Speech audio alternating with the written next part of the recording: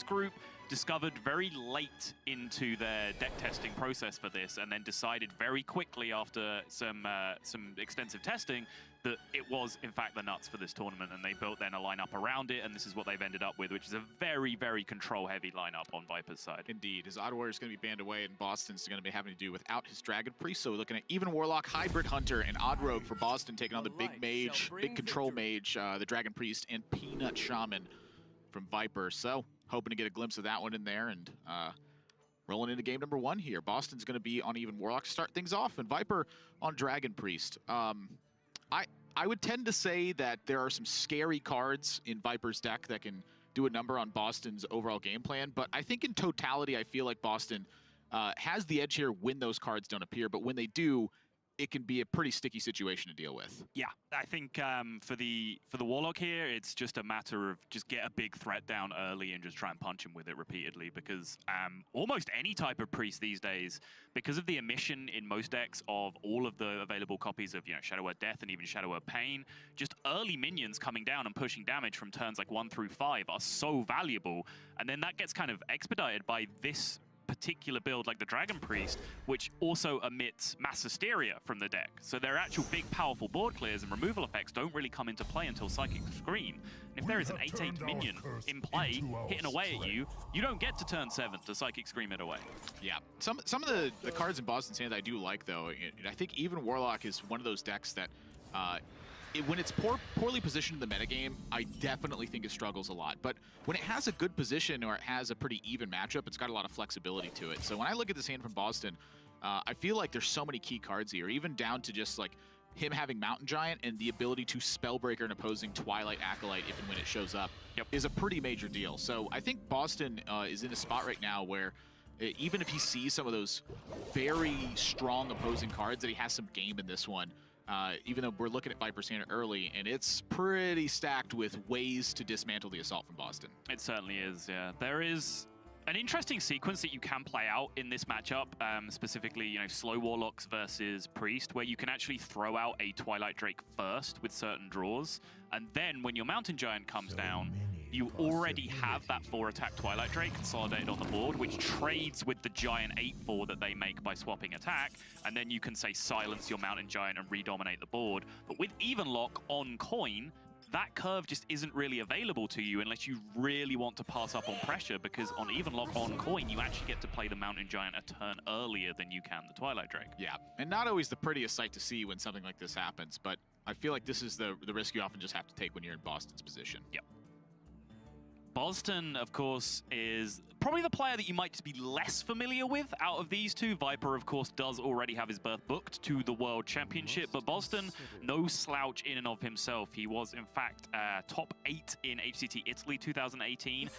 Performances like that led him to place 8th overall in the 2018 point standings, and he has made a top 16 out of previous playoffs as well. So he is a fantastic player, part of the Dusky Boys practice group, along with Orange and various other players. So he's in good company. He's got a good practice group around him. He's a very, very solid player, and having hung out with him at several events at this point, he's a very, very nice guy as well. Yeah, I really have a lot of those sentiments to echo with Viper as well. Having the championship berth, it's a little bit easier to understand how well someone's been performing. But even just in the tour stop in Philadelphia that took place late in 2018, he brought some interesting choices in some of his decks and just overall performed really well.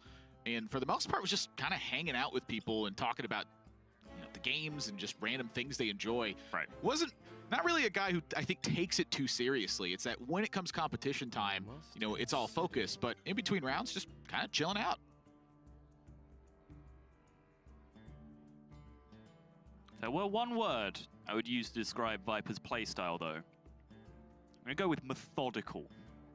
He is a slow, considered individual when it comes to playing Hearthstone. Pretty much the polar opposite of what Derek was talking about with Casey in the previous series. Oh, yeah. And one way isn't necessarily better than the other. Casey has this instinctual way that works for him, and you can't argue with his results. Viper, at the same time, takes his full 75 seconds.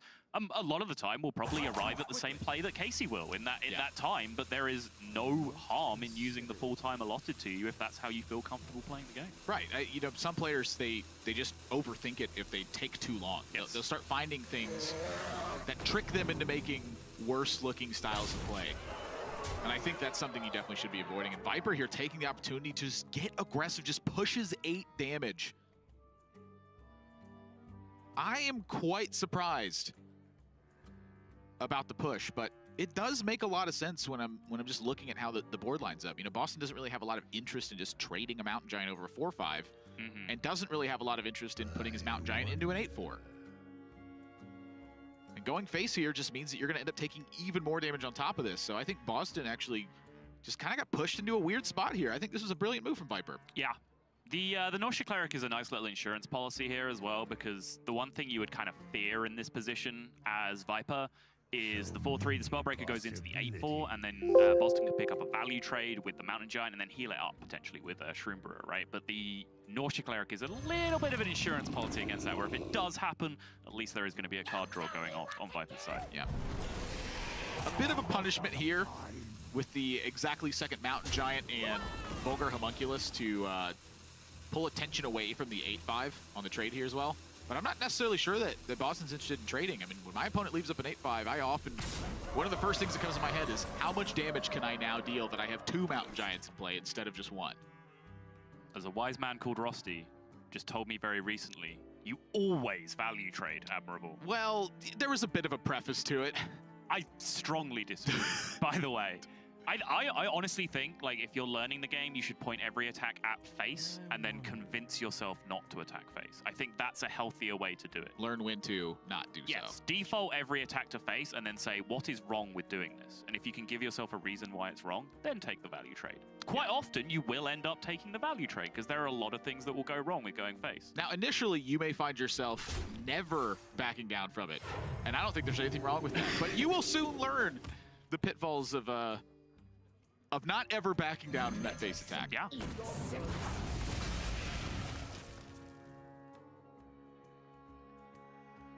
Now this Mountain Giant has been consolidated. These Shroom Brewers can come into play to try and get some repeated value here out of the Mountain Giant, but they are also cards in the matchup, very powerful defensive tools for Bozzton, because he is right down at that range where Viper does not really have to mess around with too much Shadow Reaper Anduin. If he starts drawing some Mind Blast, Bozzton's just looking kind of dead if he doesn't use those options to heal up himself. Yeah, I am personally myself eyeing the Dread Infernal in this spot. I think the Mountain Giant's fairly safe on board. Viper doesn't have a lot of ways to necessarily reach the Mountain Giant afterwards. He's trimmed out the Wild Pyromancers and opted for Fire Tree Witch Doctor.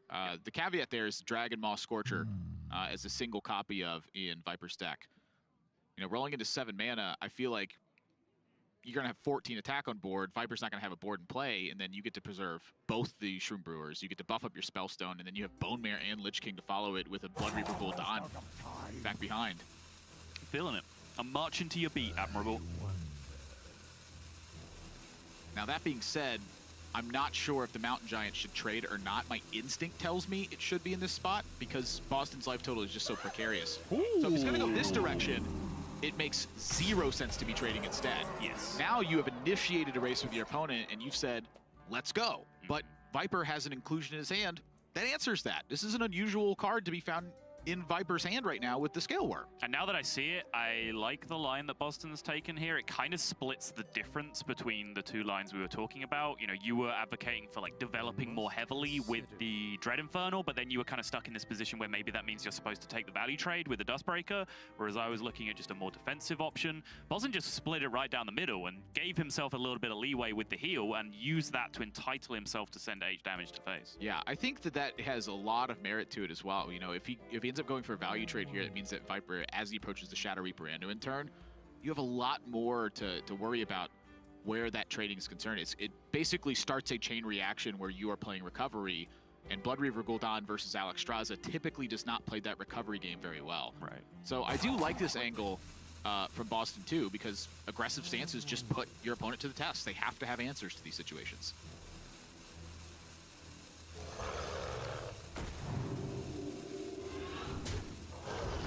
Scaleworm, very efficient in this position, and both players just now refusing to blink, essentially, in terms of these base attacks. Viper, when he goes for this Power Word Shield heal, he winces to himself a bit and then ends up with his face in his hands, just like pushing at the tear ducts like, oh, what am I doing right now?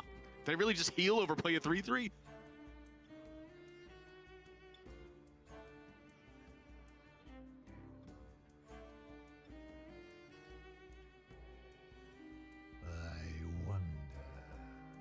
I mean, I see Hooked Reaver, but there's already a 4-4 on board. I found a lot of times with even Warlock, my major goal is to get 2 threats online that are just actually threats. In this position for Bozzton, I would like to see one of the 8s or the 6 come out in this spot. And the reason is because you just need to hold on to these 2 4s to try to create that scenario where you get 2 threats online. So we saw in the Tice versus Ostkaka series, we saw Tice in this position twice neglect to play Bone Mare Lich King type things just to continue to make 4/4s to play around the Shadow Reaper Anduin turn that Bozzton is now going into as well. So there's something you can consider as well with, you know, Twilight Drake and Shroom Brewer, or Shroom Brewer to heal yourself back up first and then Hooked Reaver as a 4/4, which is the kind of play that that Tice ended up making. But then, like you said, there's also just the threat of ignoring Shadow Reaper Anduin and just coining out one of the big 8s. But then also, that coin is very valuable to Bozzton with Blood Reaver Gul'dan in hand, especially in this matchup, because if the Shadow Reaper Anduin is to come down, then there is like so much threat of just pings taking him out here if Bozzton can't quickly coin out that Blood Reaver. Yeah, and I think that's part of the reason that he goes for the Dread Infernal instead, is if he sees Shadow Reaper Anduin in this spot, you get the 2 4s to back that up, and then you get to coin into Blood Reaver Gul'dan, and the Dread Infernal returns into play. Right. Yeah, I mean, if Shadow Reaper Anduin comes down even, you could just like slam Lich King on the following turn and then coin Gul'dan after that, having already seen like the best Lich King removal in Viper's deck already gone if Shadow Reaper Anduin were to come. Yeah, the second best would be, of course, the Twilight Acolyte, and then Cabal Shadow Priest, the Nightmare. True. But I think either way, Bozzton is setting himself up for the kind of position that you need to win as Even Warlock in this matchup. Just kind of a weird, clunky game plan that you play until things fall in place. Viper's Control Priest, it's going to struggle in a lot of these spots. It's very specific answers for very specific things. Well, that is now both Twilight Acolytes used. Ooh, did he not get the ooze down, or did he intentionally not play the ooze? I can't imagine he doesn't want an ooze in play there, right? So then it's missed? It has to be. I don't... What's the logic on just skipping on the 3/3 that turn? What benefit does it give you? Twilight Drake buff, an activation of Shadow Reaper Anduin down the road. 3 mana cards aren't really that high in equity for like Shadow Reaper Anduin activations, though. It's like the 2 and below that you're really looking at. I can see the Twilight Drake argument, but I mean, do you want +1 health, or do you want, well, like, do you want 1 stat or 6 stats? I want more. More's better.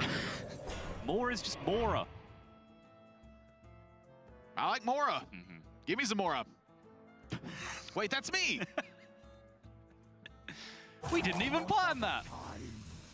Maybe you didn't. Oh. Get out my brain. Next level thinking. And also my bushes. I see you at night.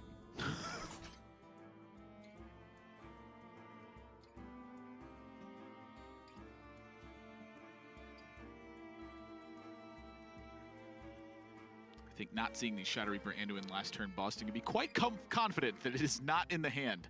Yes. I wonder.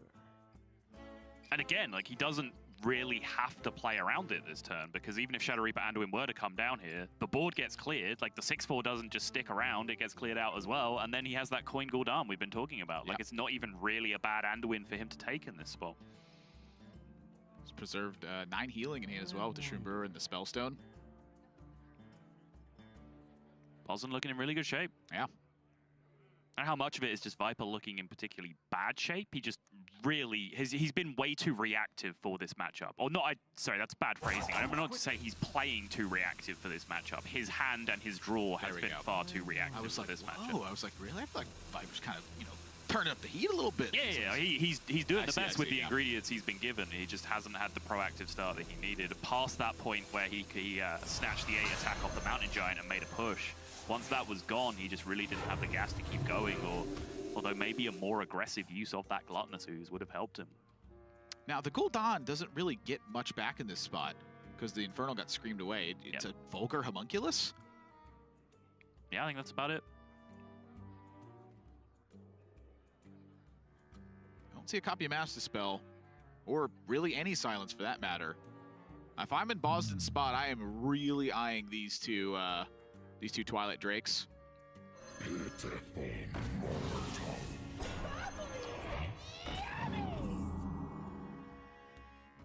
I'm somewhat interested by that over the Drakes. I agree.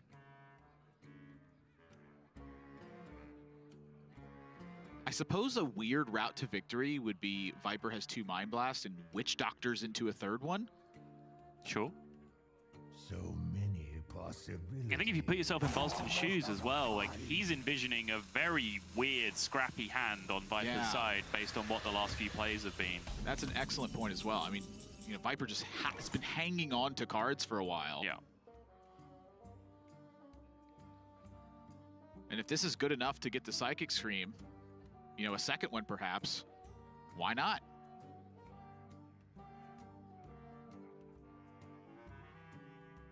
I must consider. Is someone injured? There's also the argument to say, like, just getting down this 7-7 again, like, that gives Bozzton more incentive to be playing Gul'dan quicker, which is something that he wants to do, right? Yeah. Like, if Twilight Drakes get killed, then they get killed. If a 7-7 gets killed, then he can just more happily just jam his Gul'dan, which is really where you want to be in the matchup and actually get bigger reward out of it.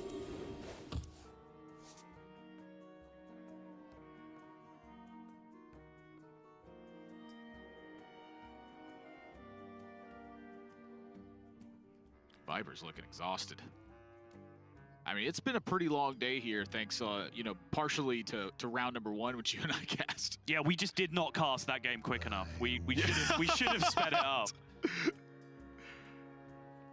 Fun fact, that that first match now holds the record in European playoffs for the longest and second longest games that have taken place. It, in fact, broke the record twice in the second to last game, which was then outdone by a distance, by like another 10 minutes by that insane last Warrior versus Priest game.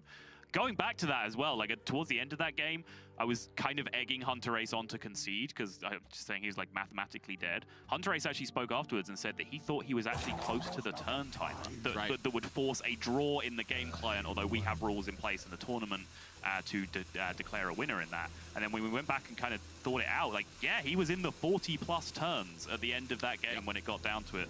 Absolutely crazy. If you missed that, do go back and watch it, although probably hit like 4x speed on the Twitch player, just for your own peace of mind. Yeah, but then you'll only be there for an hour. Yes.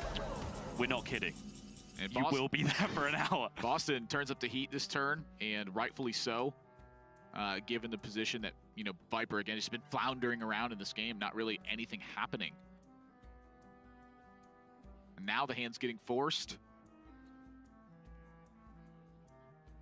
Had some of the key cards early, but Bozzton had the double Mountain Giant and a significant amount of healing to back up the life taps and the damage that he was taking on the backswing as a result. Yep.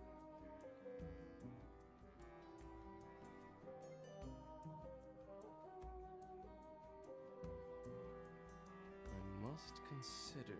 Also worth addressing, we haven't really covered it. Bozzton taking what we're calling a pair down in this round as a 4-0 going up against a 3-1, which is not something that you really want to see. You know, we say in Swiss rounds you will be matched up with someone with a same or similar record. You really want that same. You don't want the similar a lot of the time, unless you're on Viper's side where you're being paired up, because essentially in very, very layman's terms, the better the record of the people you are defeating, the better for you. Yes. Bozzton, though, you know, moving into a 5-0 position here, I think you're pretty okay with that. We'll take it, yeah. But definitely a crucial, I'd say, a technically more crucial match for Viper than it is for Bozzton. You know, Viper losing at this stage puts him at a very deep risk of not being able to make the top 8 cut. For Bozzton taking that loss, well, you're in a bit of trouble, but you still got your hopes alive.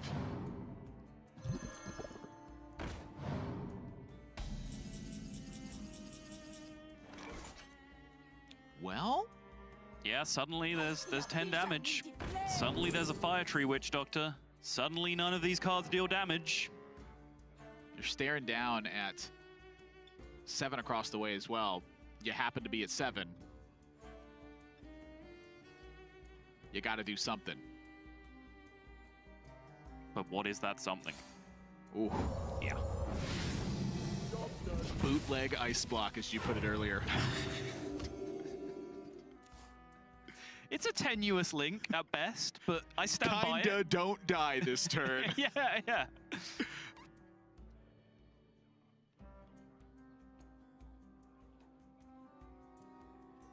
Dread Infernal back from the depths of the deck after, I believe, originally being Psychic Screamed away. Yeah, I'm a bit more interested in this Lich King at this point. I mean, same. Your opponent did just Fire Tree Witch Doctor. There is a bit of a risk where the, you know, a big mind control or a Shadow or Death is concerned. Mm-hmm.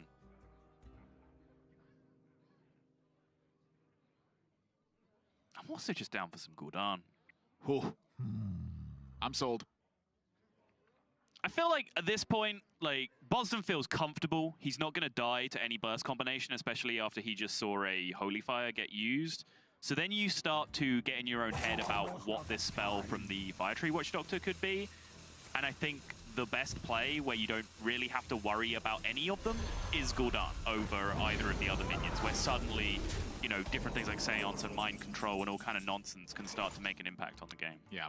Now, it does put him in a spot where this represents, again, lethal to Viper, and so action has to be taken.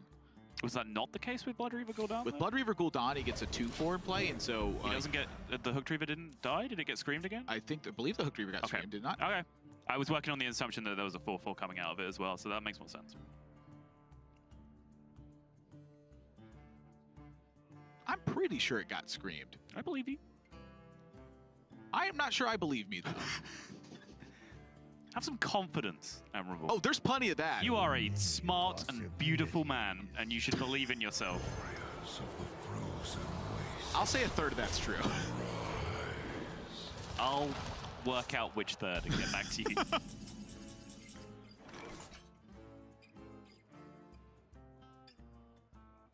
So Bozzton's play actually worked out pretty well for him, because Viper did really bite on the Mind Control, which then Bozzton snaps the Lich King into it, which suggests a little bit that maybe he had thought that through and had gotten inside his own head as to what this Fire Tree Witch Doctor card could be, and just decided if it was Mind Control, then he had just a perfectly reasonable setup against that anyway. Yeah, the issue here is that this play is still very strong on Viper's side. He gets to set up, again, to stay alive in this position.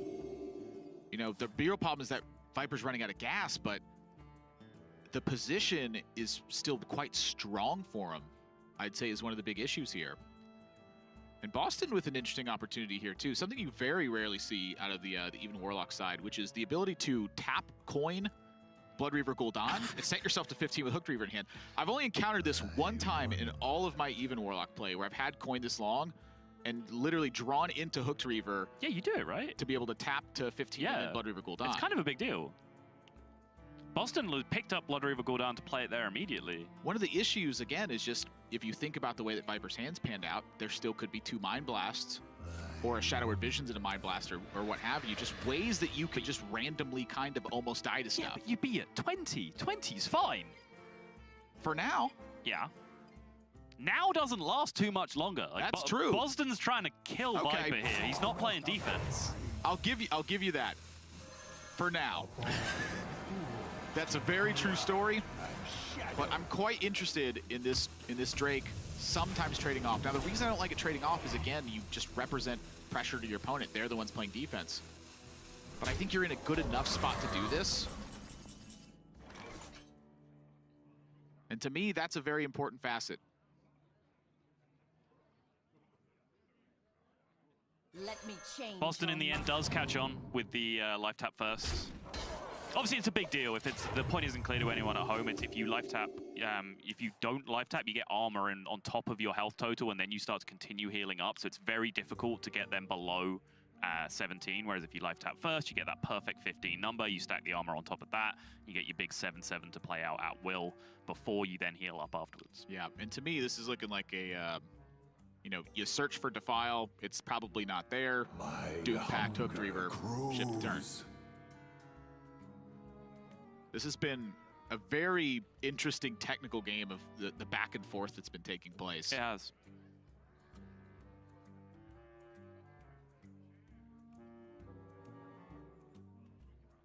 Does he have to do Impact here? I don't think he has to. Snipe the 3/3. Well, Hooked Reaver first, snipe the 3/3, and then just add another Shroom Brewer or something to that.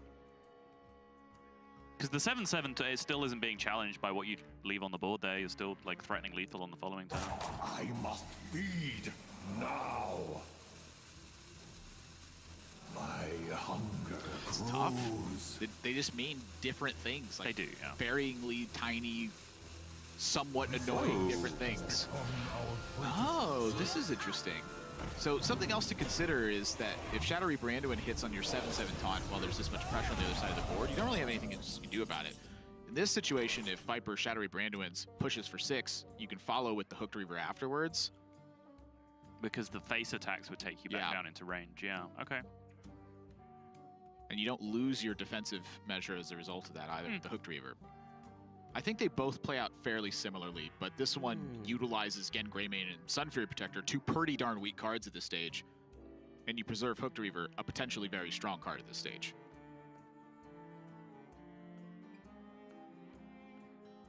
There might just be a divergence in mentality here between myself and Bozzton, because I'm still focused on trying to kill my opponent in his position. In which case, I don't want to be using my weak cards. I want to be just keeping my foot on the gas and just doing the most powerful things I can on any given turn. I mean, when I get Blood Reaver Gul'dan, I tend to do that as well.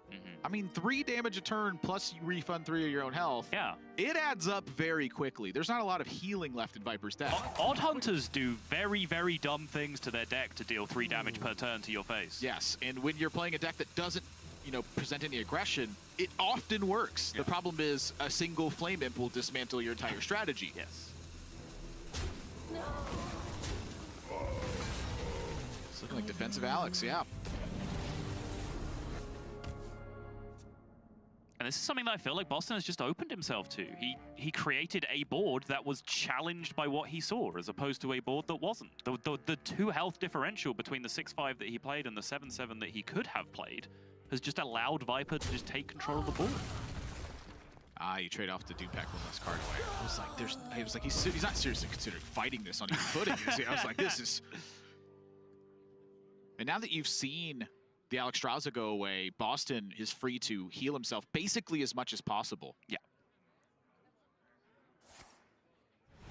So I like this. Hero power and nothing. Don't play the Vulgar Homunculus because you still have a Spellstone left in your deck. But now Viper finds Shadow Reaper Anduin. Can he crank out enough damage in time? I mean, I'm like 2 Mind Blast Shadow Visions. 14 in a single turn? How does he keep this chain going? Right, that's the problem, is that he cannot keep lowering Bozzton's health total over a number of turns without using these Mind Blasts and Shadow Visions. Just 3 a turn. Yeah, net. Yeah, Bozzton's just netting, exactly.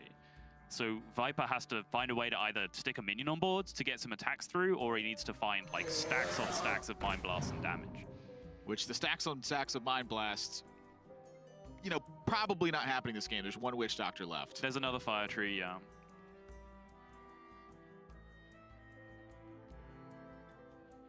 In terms of minion presence, what does he have? He has Crowd Roaster, I don't think we've seen yet. Pair Drakes. Okay. My hunger So he has some pretty tricky to remove stuff still hanging around. I think that's where Bozzton's head's at, too. How much do you commit if you see Primordial Drake? Right. And it's only 1 or 2 attacks that he's going to need from a 4-attack minion to really make the difference here. My hunger. I feel like this is a window Bozzton has left himself open, though. Now. By just slow playing a little bit on the last couple of turns. I feel like he still gets there. Again, if Viper's spending... Oh, I do too. I think he's still heavily favored. With Viper having 3 hero powers a turn and spending all 10 mana, Bozzton's taking net 3 damage a turn. Yeah. And that makes those 2 Mind Blasts look like they're light years away. Yeah. I think he just was presented the opportunity to kind of get it done this way. And it's working. Oh, it's actually the only spell left. Okay. So until he draws the Shadow Visions, he's in business. Machine gun to win. Yeah, exactly. Until that copy of Shadow Vision comes out of his deck, he can get some damage going. Only 5 cards left, though. That percentage increases pretty rapidly. It does.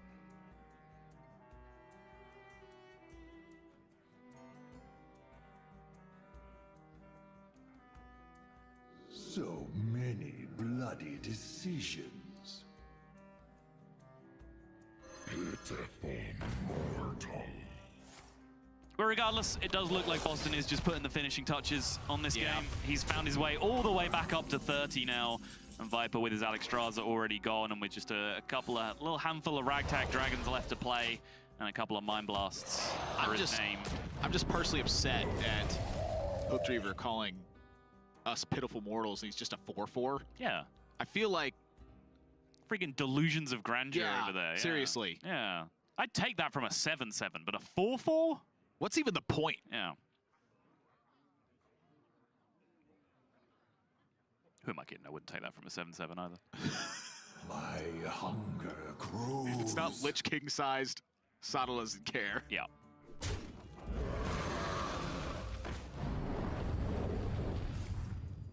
And honestly, like, this is why I mentioned, like, a divergence in mentality when I started to, like, disagree with the lines that Bozzton was taking, because his line wins. That's clear from, like, the way that the game has played out. Yeah. But he's put himself in a position where he's just killing everything that Viper is playing, and he's healed himself back up to 30.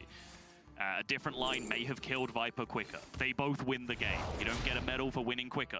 Yeah, as TJ always says that I say, 2 roads to El Paso. The actual saying is 2 roads to El Dorado, the city of gold. Isn't it actually multiple roads to El Dorado? It's the same thing. The idea is that it's 2 different lines. Yeah. You know the 2 roads. I mean, there's plenty of roads to El Dorado as far as, you know, I think the legend says. It's like everywhere technically goes there. If everywhere goes there, how can it be hidden? That doesn't make any sense. Well, you have to be able to you know, rummage through that path. Really, you have to be able to like read the right signs and things like that. Like a game of Hearthstone. You have to be able to read your opponent's hand. So it's not on Google Maps, is what you're saying? Correct. Right. Not that I've seen anyway. And believe me, I've scoured the entire Earth looking for it. Darkness. The things you've seen on Street View. It took me 12 real-time years, like that roller coaster that guy built. Right. In that roller coaster tycoon game. Let me Not an ideal target. No, it's cute. It is a play that has upside, as weird as it looks. Not really in this situation, but it's something that you can do in some spots so that you get the turn of tempo initiative that a Doomsayer grants when your opponent does not. But yeah, not really going to matter a great deal in this situation. Yeah, not quite the matchup that Viper was looking for in this one, and not able to snag a win out of this one. A couple of, you know, pair of his other decks may look a lot better in this situation. I think he got the short end of the stick where this one is concerned. But does draw a dragon. Can Fire Tree Witch Doctor ever get out of this? The answer is no. No. No. I can't even think of a priest spell here that does anything.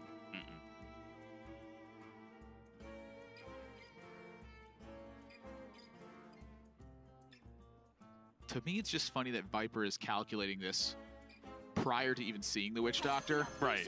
And this is often like a specific thing that I have done to help myself, is I try to visualize what the clear picture is. So if I'm faced with 2 of the decisions that make a difference and both make sense, I have a more clear image of which one to take in that scenario.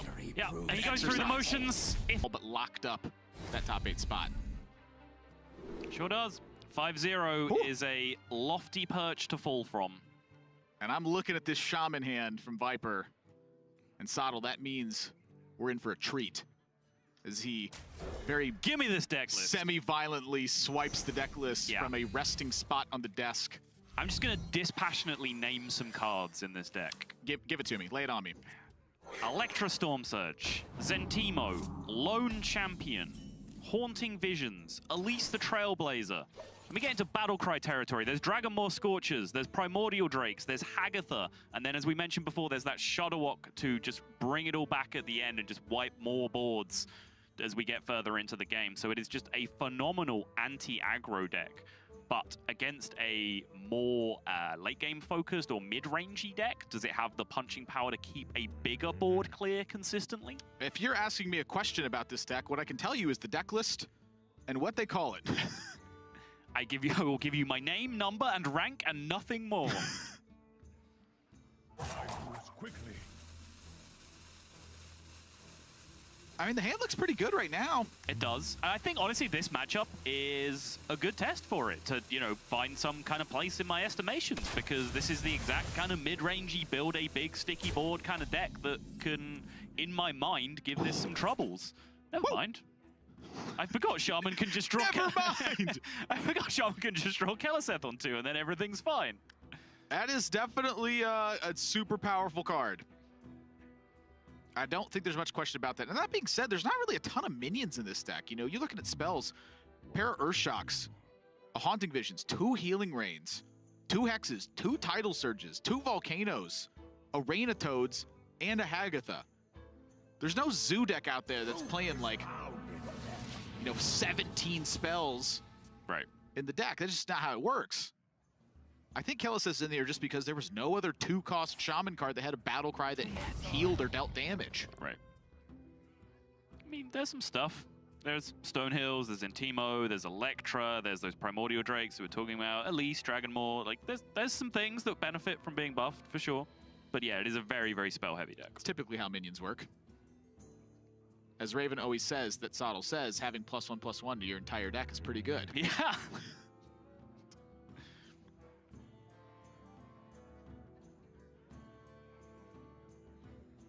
All right, I filled my quota of quoting other people for the day. Quote the Raven nevermore.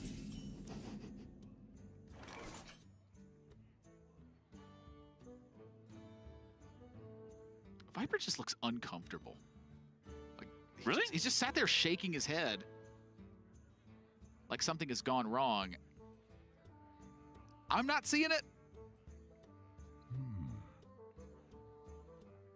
I mean, What's going wrong here? This looks great. yeah, I mean, it's hard to divine what would go wrong with a deck like this when you don't have the baseline of what going right looks like in the first place. True story. So it's, you know, Viper will feel like he has a lot to prove with this. You know, he's gone to a 3-1 record with this deck in his lineup, and I'm assuming it hasn't been getting banned too regularly, so he's been picking up wins with it. But, you know, this is a deck he tweeted about. He said it was great. You know, they've given it kind of that Peanut Shaman nickname because they think it's extremely powerful against the field. So he will be feeling like he has a lot to prove with this deck's performance, as much as a one-off game sample size can really prove anything. That lone champion, something about him is just so handsome. I can't quite put my finger on it. Yeah, it's him and Dark Iron Dwarf, I think. Just 2 of the best looking cards in Hearthstone. You said it, brother. Yeah. Interested in the trade in the Leok over the 2-1 last turn.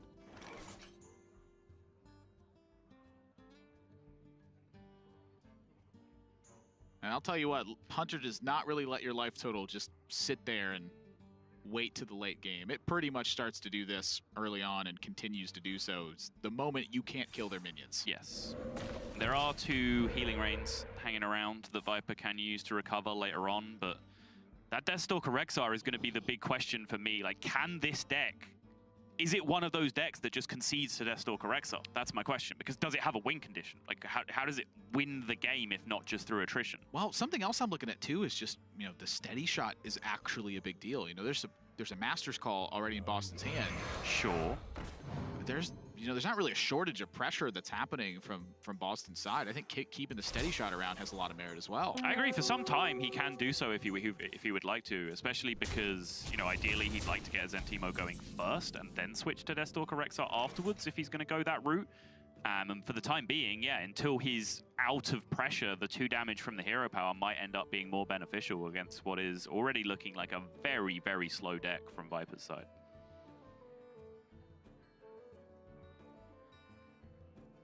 I wonder. This just looks like a really good arena deck right now. Like a really good one. I'm very proud of it. If this is the 30 I've put together. 9 wins.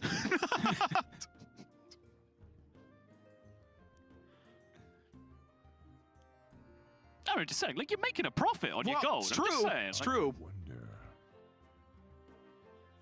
Have you seen some of the decks that Crit plays against? It's got nothing on those. You would think that there'd be a market cap on Flame Strikes at a certain point. Yeah. That joke's like 3 years out of date at this point. We've been doing all day is 3-year-old jokes. I know. That's been the theme. It's TJ and Frodan's fault. They set the trend. I'm just a follower. Volcano #1 ripped from Viper.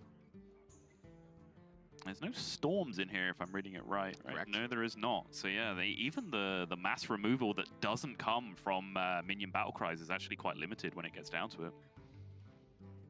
I'm curious if seeing that Volcano ever prompts Bozzton to get it with a Tundra Rhino here. I mean, Tundra Rhino's pretty darn scary when it sticks to the board, and Viper's rolling into a 4+ coin turn. There's a lot of business for it still remaining. Like, Earthshocks would be a fine answer for Viper, but definitely not the end of the world from Bozzton's perspective. But there's the 2 Hexes as well. What other potential answers are there in the deck? Not too many, actually. So yeah, I wouldn't hate it. It is really tough to pass up another Master's Call. Also with a hand this week, though. Quickly.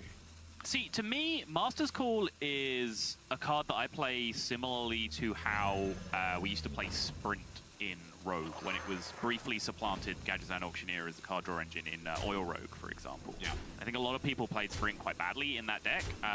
What various Rogue players taught me to do is to basically use every other card in my hand and then cast Sprint when I had nothing else to spend my mana on. That's what I generally try to do with Master's Call as well. Same. Tundra Rhino just feels like one of those cards that I love when it's a tempo play because it feels so powerful. It prompts something for my opponent, and Yes. when they can't, it's just so massively powerful. Yes. But it's a one-of in the deck. And so having that go away, I go, I've lost some of my comfort. This was my thing that ends the game so many times. Let me see if I can sway you here. You know what else historically have been one-offs in decks? Fandral Staghelm and Emperor Thorisarm. How big a fan were you of just slamming those on curve? Look, I don't need your logic, all right? How much health did those things have? And how often did they live? And how often did your opponent have to make horrible plays to clear them that made you happy anyway? Am I getting there? I'll buy on it. All right. Sold to the beautiful man with the beard. Third of that's correct. Man? Correct. Nice. Well, I guess the beard part's correct. Ah, you got 2 out of 3. It's not bad. All right. I wonder. Viper has held on to this coin for dear life to get this Hagatha down. As the trumpets sound. Trumpet horn? It's just a horn, right? I think so, yeah. Yeah. Doesn't sound much like a trumpet. Also, as we learned from the previous series, when there are frogs involved, look out for stray lethals. Quickly.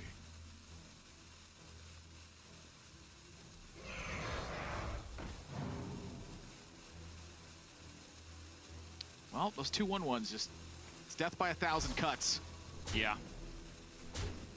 You wanted to take some kind of board resilience there, I guess, because of the... Ooh! I'm really surprised by that over the hero power. I'm borderline speaking. That was like 20% of the remaining health for Viper. I am not familiar with Viper's deck list here, but immediately I'm thinking of 3 cards that playing that extra 2/2 was very, very bad against. Yes. Agatha being one of them, 2 copies of Primordial Drake being the other 2. That is, you know, quite odd to me. But you know, that's part of the benefit I think Viper gets with a deck list like this is that facet of unfamiliarity. You know, players are not allowed to take notes. It's an open deck list format, but you have to remember all that heading into the game. Now, to me, the big signal is just that Viper has put in quite a amount of work just saving coin for as long as he had. So I feel like if I'm playing against this deck list, something that really sticks out to me is 2 Primordial Drake and Hagatha in the deck. 7 mana plus coin means board wipe happening. Yes. And Bozzton does pick up a full grip here with the secrets on the follow-up. You could maybe present the argument that he's trying to keep hand space, but there's no issue with the hand space. If he makes this play on this turn anyway, he goes up to 10 cards off the draw, does not burn any of the secrets, and then gets to play one of the secrets and go down to 9. He's perfectly fine with that Scavenging Hyena still hanging around in his hand. if the play from Viper ends up being the Primordial Drake and not the Hagatha, having the Hyena in hand allows him to go like Hyena, Spring Paw, Hunter's Mark, push through, buff up the boy, threaten lethal. Dimly lit. Gives him the business. 5/9 Primordial Drake's giving some business too. Title Surge found. Why is it a Hagatha. 5/9? Why have I never seen a Keleseth Primordial Drake before? Well, I can tell you why. It just looks weird as a 5/9. You've forgotten about the insanely popular Peanut Shaman. It's all the rage in this tournament so far. I feel like if Viper's able to put up a strong performance just in general in this tournament, 3-1's respectable as it is, but if this continues to trend his direction, I think we may be looking at a new Shaman deck. We'll wait and see. And I'll agree with you, it does look strange as a 5/9. Shout out to whoever made that a 4/8. Yeah. 4/8 was perfect. It's just right. Yeah. The Lone Hunter's Mark, and Viper looks away and rolls his eyes. Deathstalker Rexar looking to push the extra 1 instead of trading with the Diamol, and he forgoes Steady Shot. I feel like it's been like 6 damage. Instead looking Steady Shot. for instant Builder Beast. There's a lot of Steady Shot damage that's been missed so far. There is. But I'm kind of happy that the game has broken down to this point, because this really is the question that I kind of want answered from the deck. This is a learning experience for me as much as it is for anyone else. Sentimo with Title Surge, or Electra with Rain of Frogs. Electra with Rain of Frogs is basically a full spreading plague. Fair. And this starts to answer the question I was leading into, which is it's all well and good stabilizing and answering threats and then picking up some spells off Hagatha to heal you up and you survive, but Deathstalker Rexar is just one of the ultimate inevitable victory cards when it comes down to a deck that doesn't really do anything. And Viper very quickly said, hey, shut up, Soddle. I'm about to do something. And very, very quickly did something strong and powerful. That is massive. Yeah. I never even really thought about this. And seeing it happen, it's like, oh, that's a lot of stuff. That's also a lot of stuff.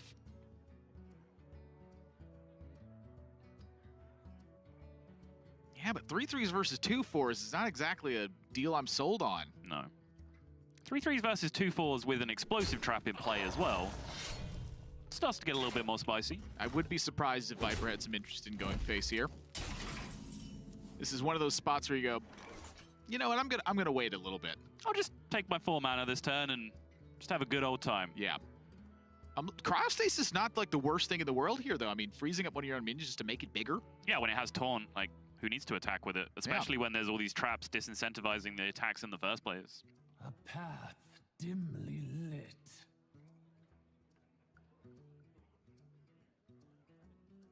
I would definitely think it quite strange for Bozzton to, have gone forward with a freezing trap in this position. I think freezing Electra is definitely one of the priorities of not doing in the matchup. So I think Viper can rule that secret out pretty quickly. And then figure the rest out from there. I am curious about the Zentimo Electra spell combination. When Electra copies the spell, does the Zentimo also make it target adjacent minions? No, because Electra casts the second copy of the spell, and Zentimo says when you cast a spell would be my guess, but I haven't ever tested that interaction.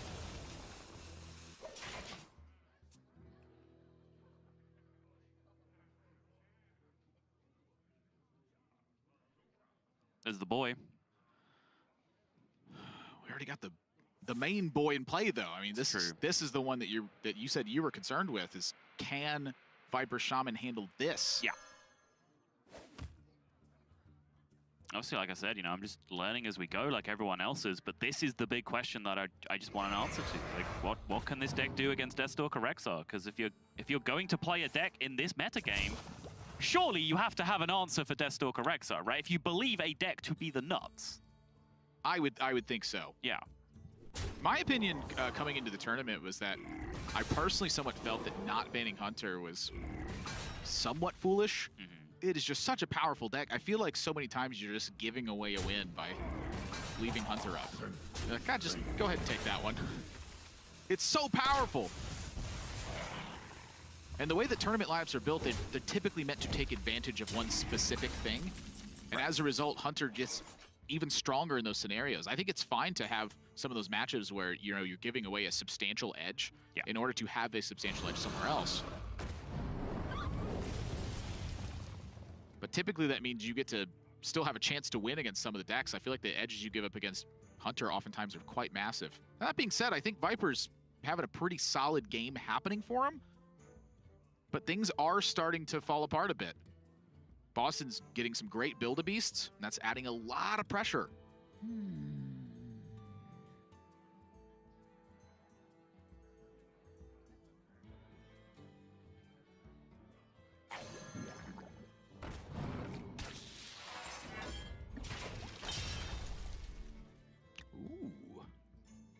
Something to do. Yeah, Lightning Bolt is a big deal. Yeah, knows there's no rat trap on the other side for Bozzton. So free to just keep chaining spells. Also, Totemic Mine. Most likely be thrown into the ether at some point just to make some hand space that you quite often run into. But now, looking at Bozzton dwindle down into his 5 last remaining draws, now perhaps the win condition for Viper against the Deathstalker Rexar does become quite apparent. He's just going to outlast it. I would say that's the play. There's still a copy of Dire Frenzy in Bozzton's deck, so that'll give him 3 extra turns, plus the benefit of the big minion that comes in. I mean, to me, it's quite clear the game plan for Viper is run your opponent out of cards. I mean, it's kill all of their things and slap them around with your last generic remaining minion. That takes a long time.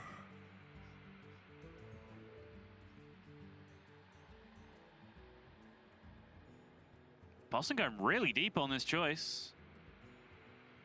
I would imagine his charge versus Echo Rush. Ends up Echo Rush, as I would expect, is one of the most powerful options. Or at least it's a good, solid B-tier option. Let's put it that way. I think it's great when you're out of cards. Yeah. When your hand is Freezing Trap, Venom Strike Trap, 1/1 with Rush. Yeah. Viper just continues to, like seemingly roll his every single time Bozzton has a good turn. He's like rolling his eyes at it. He's having some pretty darn good turns himself. I'm wondering where this game would have ended up if Bozzton had just kept Steady Shot. It's a great question. It's a lot of damage that was given up for that. It was. Viper has rolled a lot of times off Hagatha, though, so I'm not sure exactly what the odds are on the healing cards right now. I believe it was 32 possible spells prior to this expansion.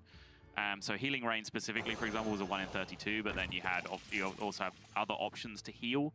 Now will be slightly wider odds than that, but you'd expect when you're on your 7th, 8th, 9th, 10th minion that you're playing here as Viper is, that some healing might have been picked up.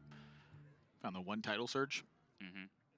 Still 2 natural Tidal Surges in the deck. Just going to go ahead and Cryostasis. Still 2 natural Healing Rains in the deck as well. Yeah, there's still a lot of healing in the deck for Viper. And maybe that's where the eye rolls are coming in, like, you're getting this and I still can't find a healing card? I don't think Viper has to be too concerned about healing, really, in the immediate. The 1 Tundra Rhino is gone, so the big, Tundra Rhino into a ridiculous Build-A-Beast or Tundra Rhino Spellstone coming out, that's just not going to happen. If there's going to be a Tundra Rhino, it has to come from the Build-A-Beast itself, and then ends up usually being extremely expensive. So you want to get stealth on it a lot of the time, and then it's a 2-turn setup, and Viper has counterplay to that still with the remaining Volcano that he has in hand. Looks like it might just be coming together for Viper, Yeah, Bozzton is not happy with this result, leading me to believe that Bloatbat was taken on the first one.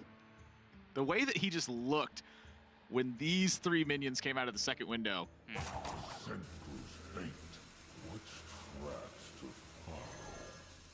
Yeah. Not quite as planned. Still, 6-3 stealth. With the Death Rattle, does put it in a pretty decent position against the way the board is shaped up right now. I knew I should have kept track of these battle cries. A Firefly, a Keleseth, a Primordial Drake, a Hagatha, a Gluttonous Ooze, 2 Ember Maw Scorchers, Dragon Maw Scorchers. Dragon Maw excuse Scorcher, me. yeah. Electra. That's the one I was Electra. missing. Yeah.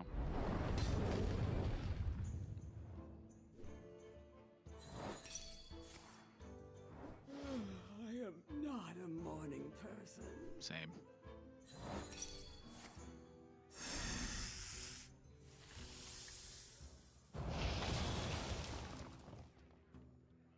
Secret's worn down.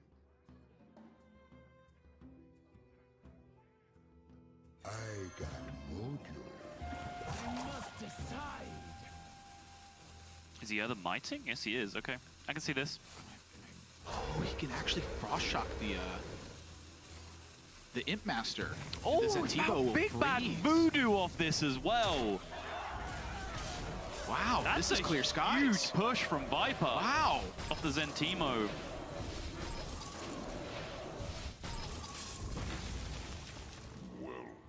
Yeah, that sounds about right to me. Whoa.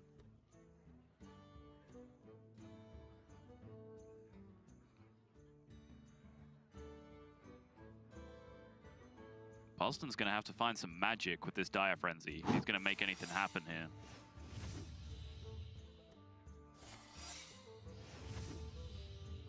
Right now, he's just going through the Spellstone, which delays his ability to build a huge beast by 1 more turn, which then delays his ability to get that Dire Frenzy down by 1 more turn.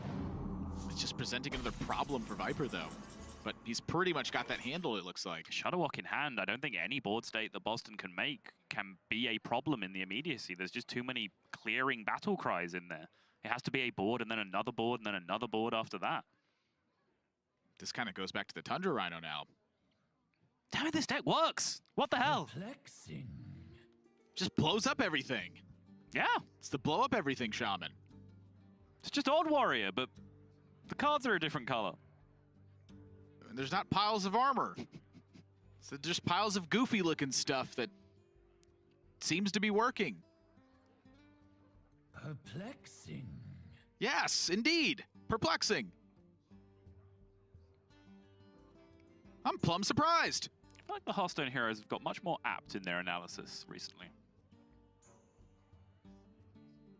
True story. I must decide. Again, yes. Yes, you must. Just spot on. Yeah. Lit. I don't know Well, what that's about. That's pretty well lit right now. I mean, I can see the wind board. it in. Didn't ask you to editorialize.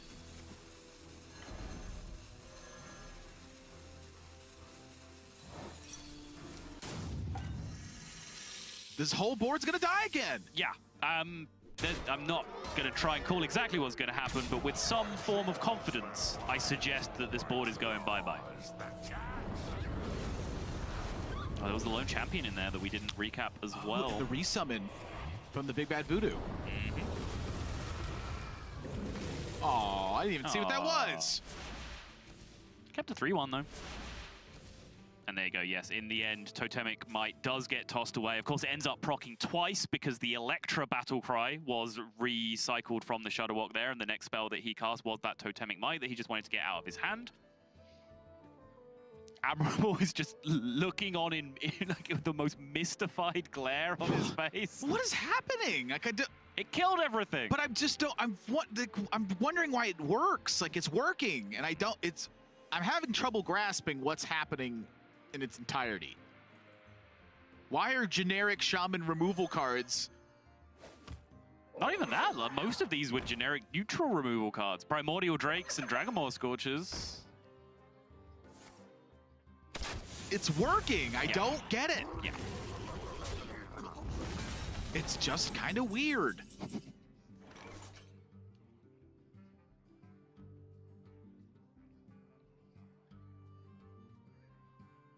It's not even fully stabilized yet. Like there's still more that Viper has to do. There is, yeah. I imagine, of course, getting that at least down at some point can be hugely beneficial in a matchup like this for Viper as well, like before the Shadowwalk comes down, because then you start to get multiple packs rocking in your deck, and then that gives you more proactive things to do, which then recycle into more spells with the Hagatha. Wow. Double Earthshock. He's going to rip the Hex here with the Zentimo instead. Double Hex going to pick up the two beasties off the board. I am a bit surprised by that as well, with the double Earthshock and the Ancestral being able to protect the minions. Mm-hmm. Oh, it wouldn't actually kill the 3/3. That's why.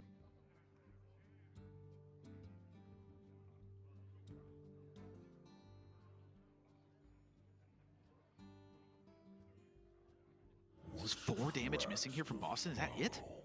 I mean, Dire Frenzy represents 3 of that immediately. Yeah. I'm looking at... I guess he just pushes damage, right? He just has to. What other option does he have? Well, I'm thinking about the Build-A-Beast options too. You know, it's like so you could still get Tundra Rhino Build off a of that. beast, right? Take a cheap Timberwolf, a cheap Dire Wolf. Yeah. Any option like that. Push more damage this turn with a Dire Frenzy. Set yourself up for the kill command kill. Like, you really aren't winning the board. It doesn't seem like that's working out too well for you. You can also just play a big Mugla. Whoa! No, I'm fine with this. The trade? Yeah. Okay. Zentimo's scary, and I'm thinking there's still 2 Tidal Surges and 2 Healing Rains left in the deck. If Tidal Surge hit here, sure, you drop Viper to 9, he's going to heal 12 of that back. That's fair. And this 8/8 is, you know, a bit of problem. Perplexing.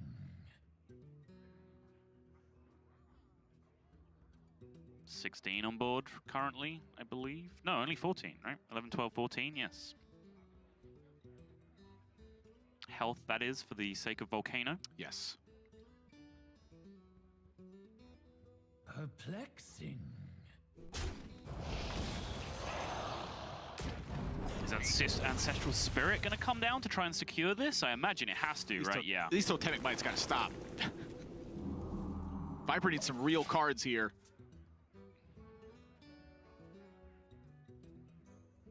Bozzton needs some real beasts.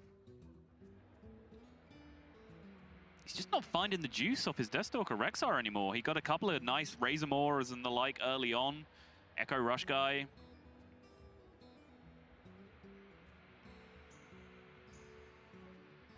I am always tempted to take Arthas. Me too. It is such an impossibility for me to escape because I look at it and I go, oh, just think about how sweet it would be if I ... Yeah.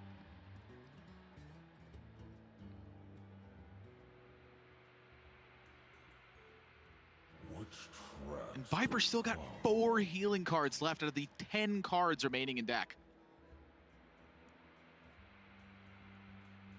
And it feels like it's getting point to that desperately needs one scenario. Wow. The 1 extra attack from Leok has never been as welcome.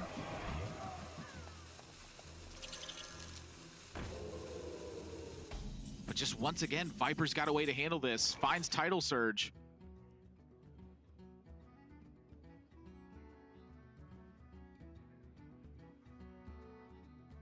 Zentimo had to be used, though. I think that's one of the big 1-2 punches of healing against a deck like this is you can do so much work fighting the board. Right. Because they'll take burst before Frog, meaning that he does not want to start You get the chain ones- with it, even if it's possible. You get the ones from last turn, is what it is. Right. So he gets back Sorry, to I was thinking it was the Spirit. Spirit for some reason. Yeah. I've just completely got my cards mixed up.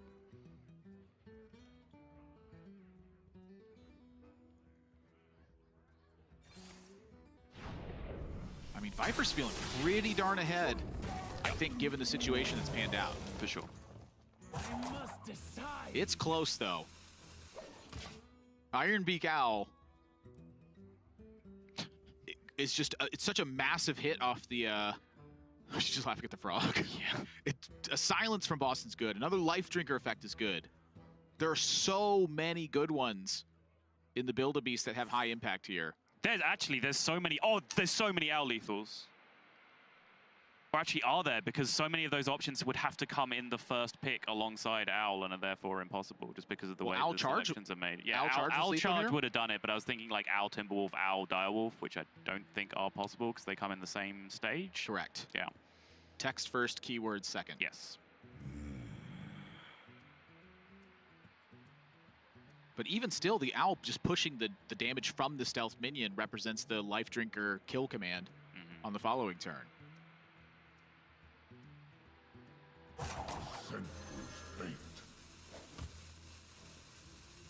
Just gotta go.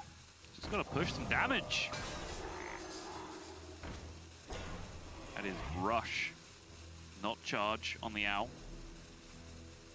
For everyone screaming lethal right now in Twitch chat. Whoa. Whoa. I don't understand. Whoa. I know we have intense caster vision right now, and there are 2 copies of Tidal Surge and 2 copies of Healing Rain in hand right now. But Bozzton has 2 cards remaining in his deck and is somehow trying to win a long game against Viper. I don't think it's impossible. I just... Dimly lit. 6 is a lot. Yes, it is. That's a fireball. I've talked about this. I will do a lot of things for 6 damage. You know what Admirable would do for a fireball's worth of damage. Spend 4 mana and target a card at his opponent's face. I'd play Mage. Yeah. No one's doing that right now. Well, I guess 10 people in the tournament are doing that right now, including literally Viper, who's in this set with Mage. The point is, he's playing yet again a control Mage in that one. And I feel like Bozzton, the deviations, some of them have just been quite surprising to me. Again, the overriding the steady shot as early as he did, the not steady shotting and instead playing the Scavenging Hyena, the total direction change with the Rexar, the aggressive play with the Dire Frenzy, and then the deviation from that a turn later.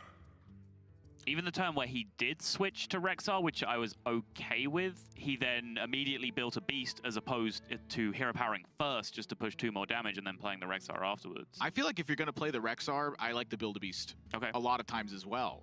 If he had a kill command at that point, no, 2 damage. And I probably wouldn't even play the Rexar at that point. The damage being as deep in the deck as it was, I don't mind the Rexar either, but it was the combination of all of the chain of things leading up to this. I mean, it's been a long day.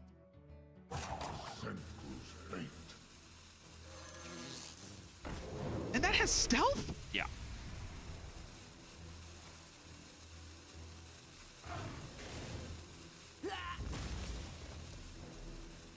Didn't realize that. Yep. I would have had this in play a while ago. Oh, Stonehill. More walls Double buffed, by the way. being put up for Viper. Really? Well, he's got the Eureka. There's only 1 minion in his hand. Oh, great point, great point. Yeah, good catch. I was just staring at just any other taunt I could play this turn so I don't get hit in the face by any Iron Beak Owl play again on the following turn. But yeah, Eureka is a great catch to get the Alakir out. I think Bozzton's just dead. Alakir, with the Rockbiter in hand, the Alakir represents 10 on that spot. I can't handle just drawing a 0 mana frog every turn. They're 3/4 frogs. It's just too funny. But it is really funny. There's not enough magic in Zul'jin, right, to make something happen here, I don't think. There's 2 kill commands that don't do enough no matter where they go. Well, there's a heap of secrets as well. Yeah, that's fair. You'd have to have some pretty ideal outcomes, I'd say. Viper looking a lot more comfortable than he has been, I'd say, over the majority course of this game so far.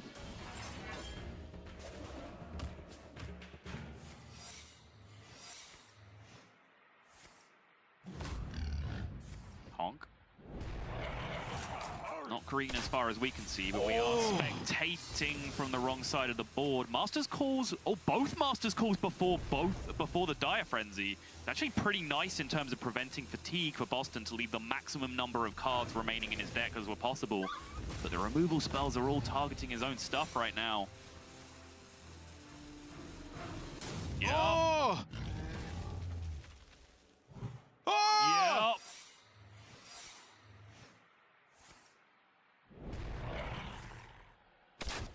That's not how those are supposed to work! Oh boy.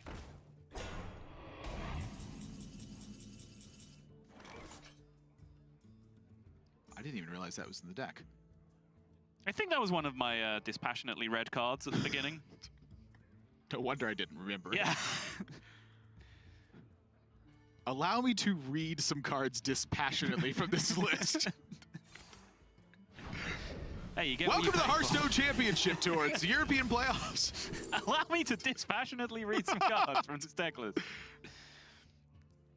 with as little enthusiasm as I can muster. I don't think This is exactly why I disapprove of Haunting Visions. This scenario right here is exactly why. Yes. A path Agreed. dimly lit.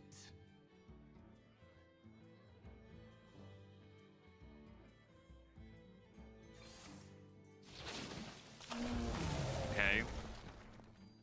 So Viper knows that there's the full suite of secrets here. He's seen them all already. He saw them all get recast. He knows exactly what the deal is. So he's just going to hang out for the time being. Let's go into the cryogenic freezing chamber and come out 10 times stronger than you were before. Yeah. And of course, it's you. The definition of freeze is you miss your next attack. So he froze it there, and then he while still having an attack available, so it then immediately unfreezes for his next turn. Yep. That's a scary Alec here. Is this one approved? By the way, going back to the Hooked Reaver and how it didn't get the Sottle seal of approval. The 810 exceeds the threshold, right? Oh, yeah. Okay. Yeah. That Alakir can talk smack at me all it wants. It can throw all the shade in the universe.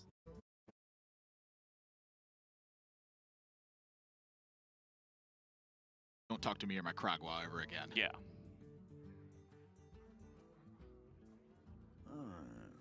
What I gonna do with you? Hurry!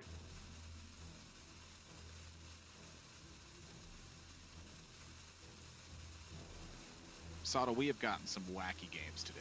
I know. It is beauty. I know. Bozzton just going to play the lot. Not much room for finesse at this point. He's got a couple of Dire Frenzied Beasts left to play with, and this board state, and that is about it.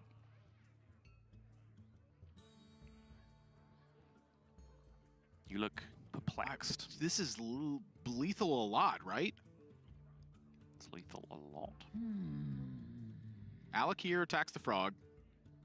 Freezing trap Freezing happens. trap happens. Kragwa hits the frog. There's no A taunt in bunch the of way. irrelevant stuff happens. Yeah. Rockbiter, well, nothing happens because the board board's space is full, yes. And then Rockbiter, the Alakir, Yes. and you have to get past Wandering Monster. There it is. Yeah. So not quite. If you can find some way to attack face first without killing the frog, then you can bypass Wandering Monster that way. But you can't, because it has Taunt. And even if you Earthshocked it, it would die. I must decide. Perplexing.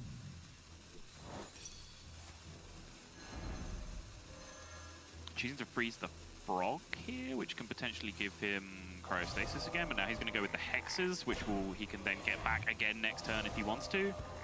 Now he's just going to use the Alakir as a clearing tool, I suppose. You can't attack the second frog. Right. The Venom Strike. Was the Snake Trap or the Venom Trap active first? Great question. I mean, Viper's just under pressure now, right? This is a breakthrough for Bozzton. There's a Volcano.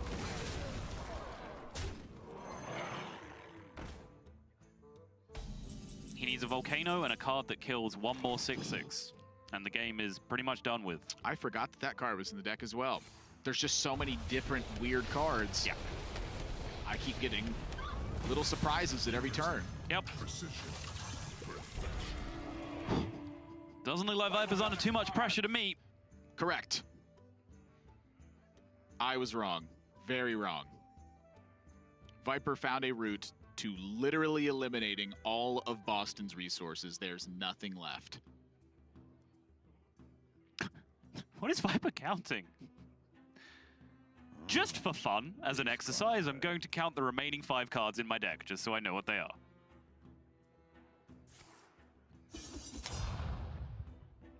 I don't know. I mean, 2 of them are healing rains, I can tell you that much. oh, this is without the healing rains. Yes! Oh my gosh, I forgot about that. Yes!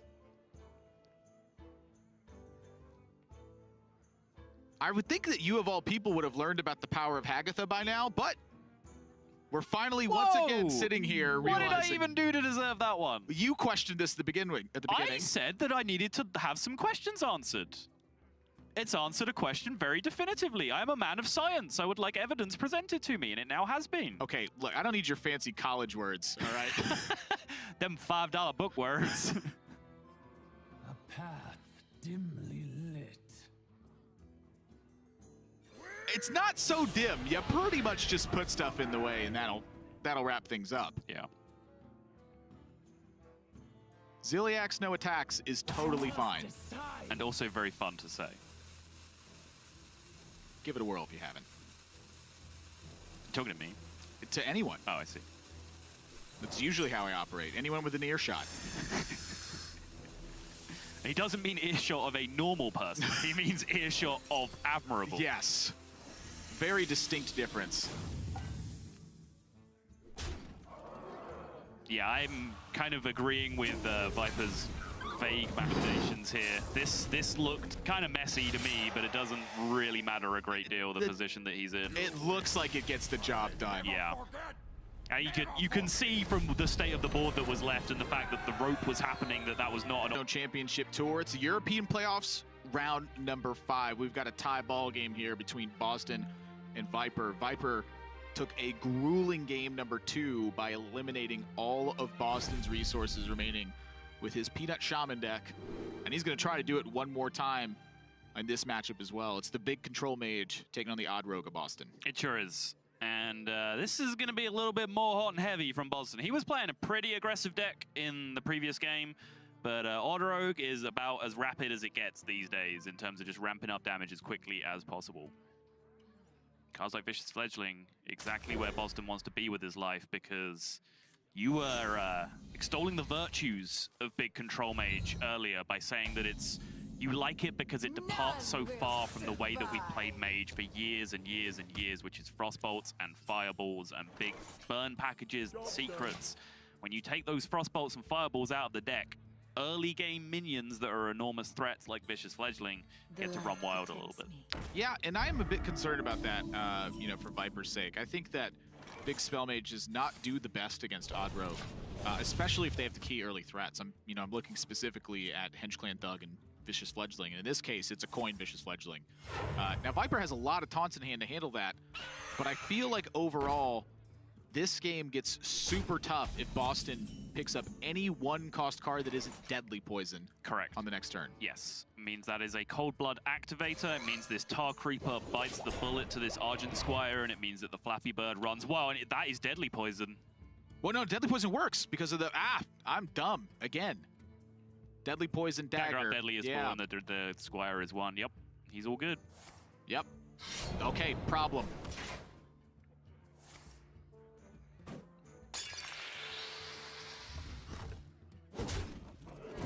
We wait and see on this Fledgling. The fact that it gets to attack face here is just a big deal in its own right. The Wind Fury does come through. The shake of the head that's become a bit of a trademark from Viper this series comes out one more time as well.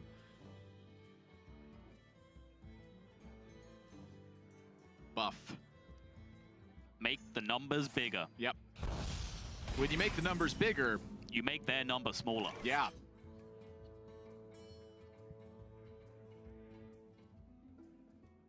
How wrong can be scored? That doesn't even work. Can be scored. Kinda does, but not really. Looking at a dagger. Looking at the first attack of this being squelched. But that still leaves one more to go. It is Dragon's Fury time, though, if you're Bozzton. That's what you are thinking about this turn. Whether you have any kind of play that can prevent that from happening, to which I believe the answer is a resounding no. Yeah, you're able to fight off Ziliax, and you're able to sustain pressure through a Dragon Maw Scorcher. It's not really of any consequence right now. Yep. The big key one is that Dragon's Fury. But there's nothing you can do about it. So you shut your eyes and you make the best play that sets up your Fungal Mancer or your Cold Blood next turn. Probably the Fungal Mancer.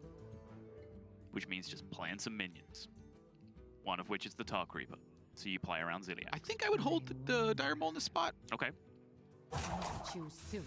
You thinking you might want to be Vile Spining some things in the near future? You know, that's usually what I want to do with Vile Spine, is Vile Spine things. Yep.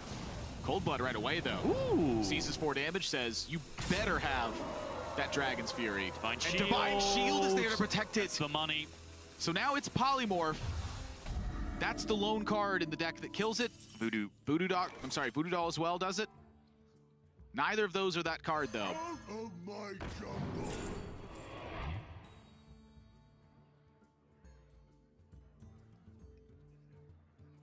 Big yikes.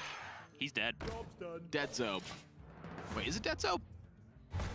No, he's not. 8. Stand corrected.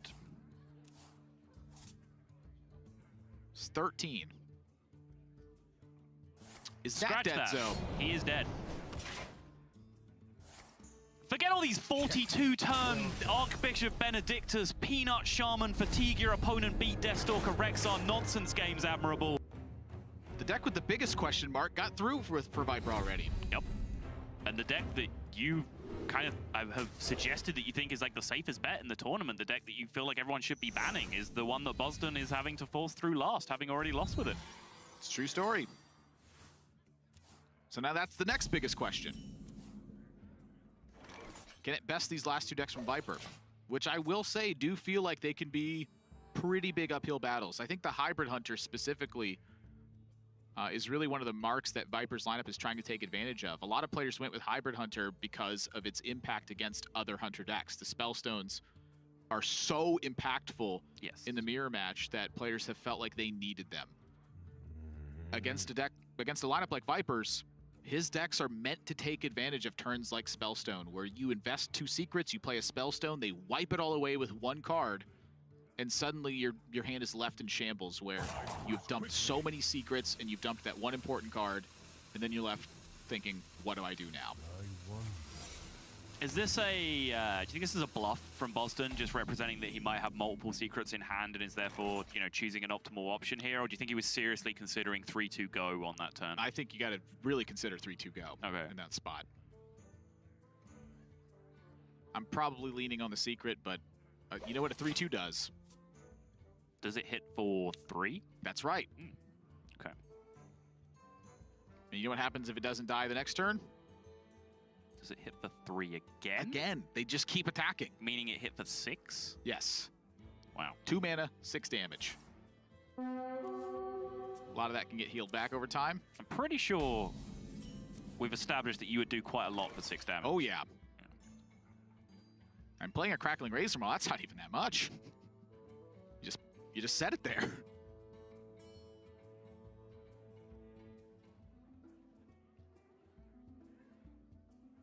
In all truth, I do think it's quite a vital tool. I think with Spellstone in hand, I am likely to try to lean towards getting 2 secrets. And I think that once I pick up the Master's Call, I'm quite satisfied that I've saved the Crackling Razor Maw at that point. Yeah. A lot of 1-cost minions in the deck that pair quite well with Crackling Razor Maw. For sure, yeah. Also just holding them. The first time you stick a minion to the board, you know, being able to Crackling Razor Maw and get some big value. Important. It's also a very reasonable Dire Frenzy target later on if you still have one that you're just hanging around, haven't used.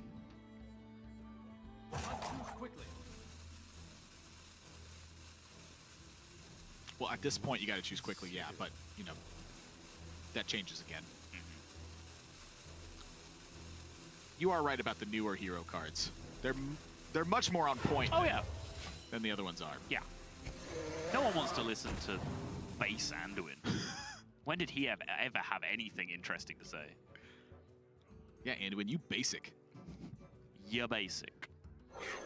It's so alarming to me to like find out as someone that's never played World of Warcraft that Anduin is supposed to be like this massive badass in the like lore of World of Warcraft, where he just looks like a giant dweeb in this game.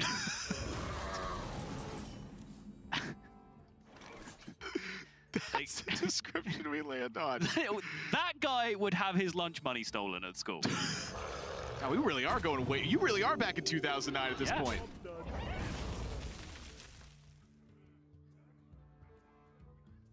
For those of you who have stuck around for the 11 and a half hours of broadcast or whatever it was, Sottle had mentioned going back to 2009, which was totally incorrect. That's the opposite of how time works. Spellstone meet Duskbreaker, something that Admirable alluded to several turns ago. You see the look on Bozzton's face. He was just hoping that, against hope, that it doesn't happen. There really isn't a lot you can do to increase your chances than just get your Spellstone down as quickly as possible and hope the Duskbreaker isn't there. When I compare Duskbreaker and Flanking Strike side by side, it just really seems unfair. Yeah. I'm like, Duskbreaker just hits all of them? All right. I wonder. I think Hunter has enough good cards to be getting on with for now, though. No comment. And Flanking Strike, honestly, is one of them. It is a good card.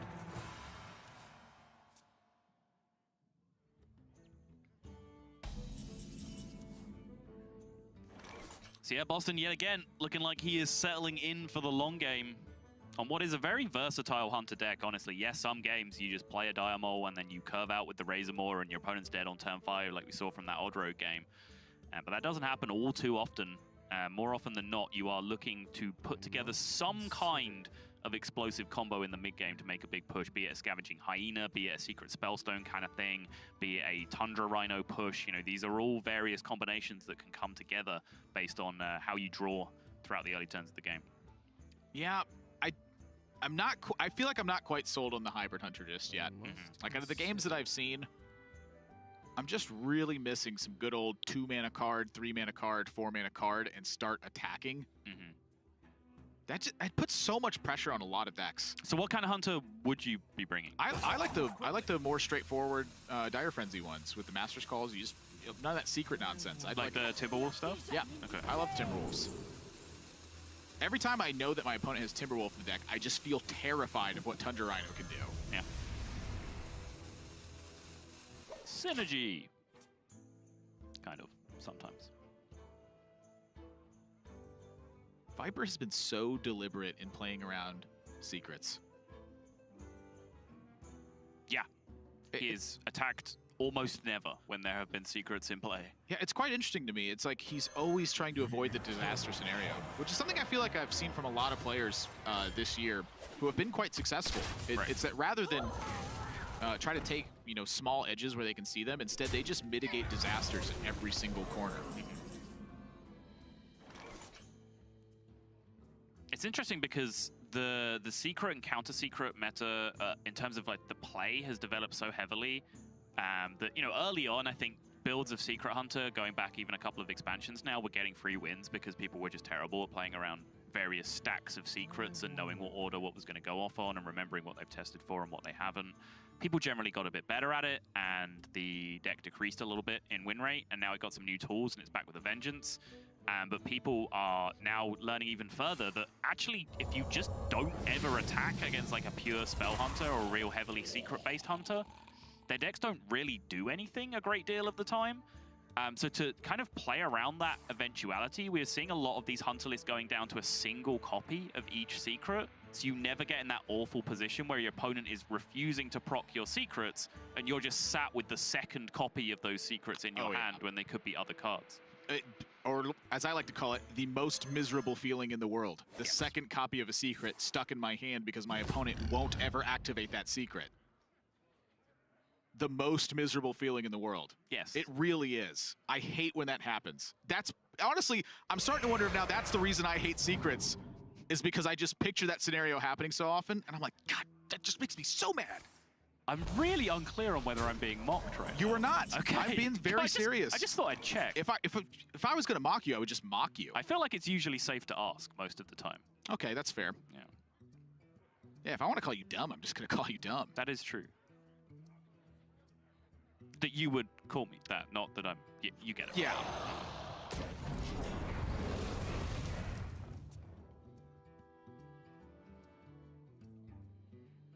The game kind of just ping-pongs back and forth. Card that kills the thing into card that kills the thing, back and forth for the entirety of it. I mean, what really breaks this serve? Like, what's the first point that a player is looking for on this one? It's like... Sorry, we've gone into a extended ping pong analogy here. Earlier on, Frodan was crossing metaphors with like yo-yoing across the 50-yard line, which kind of hit me a little bit close to home.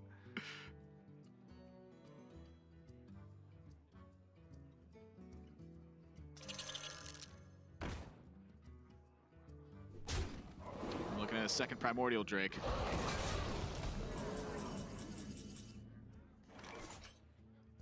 Pretty confident Viper will be too.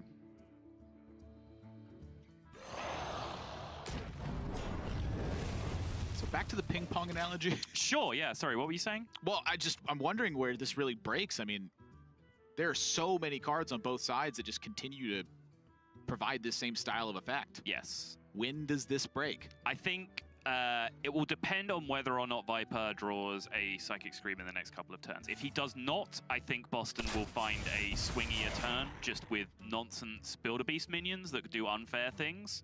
And then Viper will have to respond to that eventual board dominance with a Psychic Scream play, which he may or may not have by that point. If he doesn't have it, that might be the point where, as you said, the serve is broken and it might just snowball a little bit in favor of Bozzton.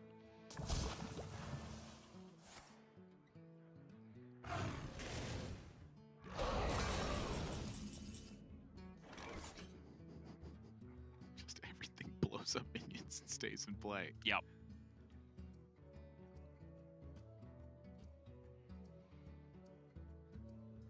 Didn't quite catch the... I'm assuming that's Snow Flipper Penguin added to the Hydra in hand? It'd have to be. Yeah. I wonder. Still at 5 mana. Mm-hmm. That's a pretty big punch with Tundra Rhino.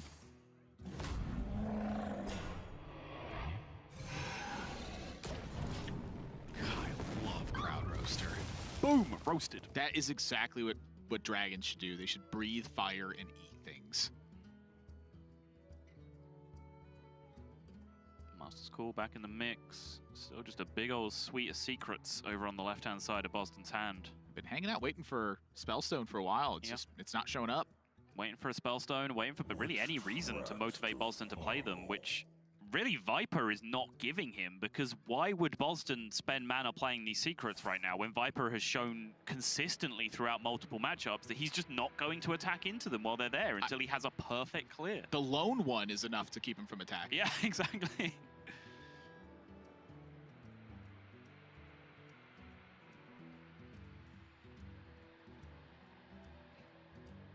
Bloatbat insurance policy? Well, we've seen him take the bloat bat, and last time it pretty much, that to me felt like it was a turning point in that game where he just did not have a significant Build-A-Beast. I feel like right now, this isn't a time where you can risk taking the bloat bat and it coming up short. Well, we shall see, because the Poisonous did come up. That's not it. That ain't Falco.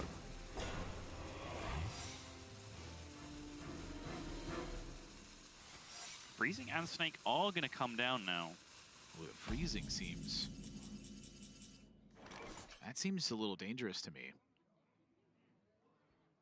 I think I'm okay giving my opponent a 9 mana kill one of my guys minion.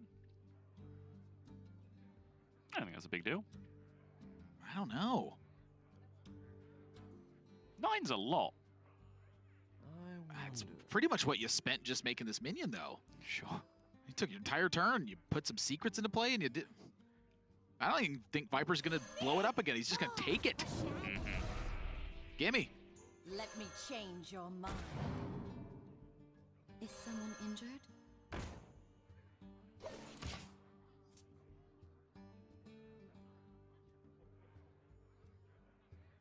That Poisonous Bloatbat is looking pretty good right now, I'm just saying. Dude just would have been taken. Well, he wouldn't have played it on that turn. 4 or 5. Oh, so you're interested in kill commanding your own bloat bat or what have you, or using it with what, I guess, because it's going to cost 6 mana. So I guess if you can't flanking strike it, or you can flanking strike it, it'll be at 3 health. Mm-hmm. I see what you're saying. Well, I'm not comfortable with the situation that Bozzton's in if I'm Bozzton. I can tell you that. I am not, no. I expected him to pull ahead over the coming turns, but it was the Crowd Roaster top deck from Viper that ended up being incredibly swingy. And then Bozzton just kind of built a slow, do-nothing kind of beast, and Viper said, you know what? I will spend my turn stealing that slow, do-nothing beast, and now it belongs to me, and you are suffering a huge board deficit. And again, without the Cave Hydras and the Exploding Bloatbats of the world, this is something that Hunter just really struggles to come back from.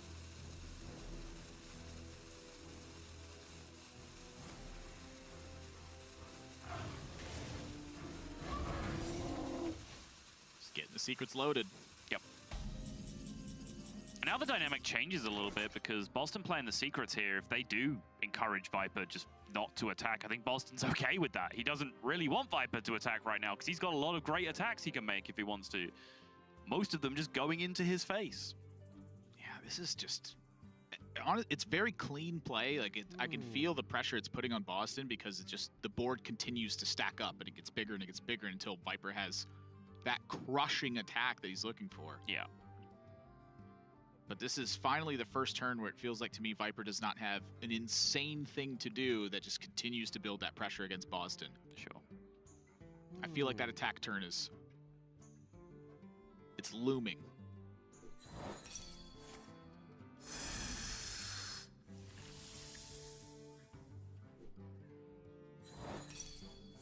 Behold and marvel, as one by one, these secrets make Viper's turn better.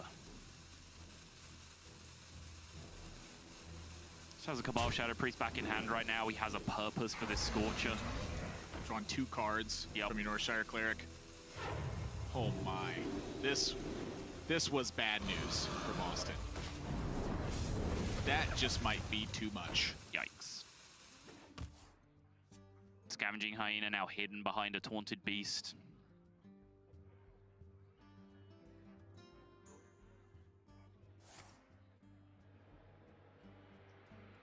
Well, I don't know what Viper's looking nervous about.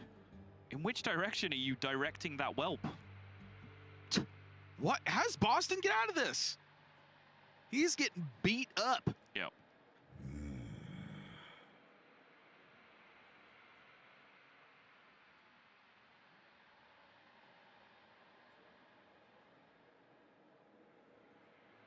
Yeah, Snowflipper Penguins and Bloodfen Raptors are really not going to do it.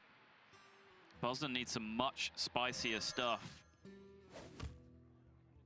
Again, did turn down a Poisonous Bloatbat, which I totally hear your argument. Well, turn down the Bloatbat with a chance to get poisonous. That is a very important distinction to make, yes. And again, I totally take your point that, you know, he wants to be proactive in this matchup. He does want to be making beasts and sticking boards and being aggressive where he could.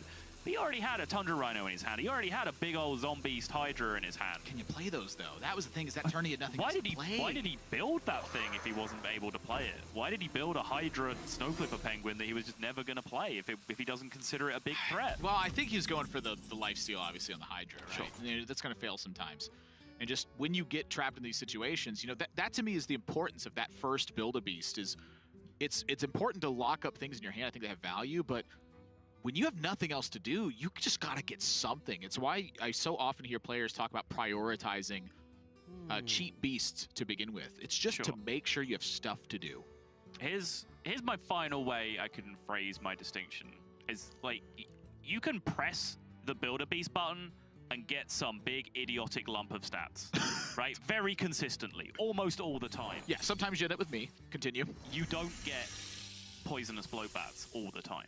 So sacrificing one turn to just put that in the bank and keep it there, safe in the knowledge that next turn you can just take a big old lump of stats because that's what it gives you 90% of the time, I think that's worth it in almost every situation as an insurance policy. Well, I can tell you that Change your mind. the dice have gone south now, and Bozzton has to figure a way out of this. The Build-A-Beast has to pull through. I don't think that the cards in his deck are going to get it done. Agreed. Nope. That is not the juice.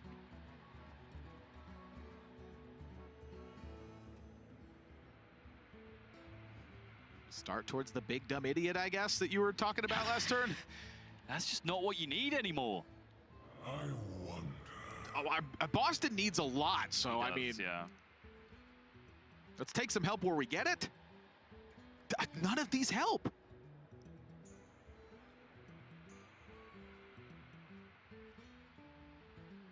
I don't know what he needs. He needs an exorcism. He needs an old he needs an old priest and a young priest, and what he's got is some old priest that's back around new again and is just beating him up.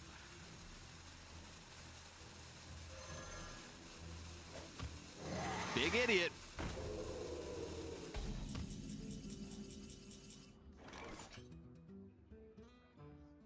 All right, it's gotta be close to time. How much damage is this? The cleric deals with the traps and everything else goes through. He's got 3, 6, 10, 14, 16, 26 with the 2 Mind Blasts behind that. I must consider. Well, it's not enough to kill Bozzton immediately, so. No, it is not.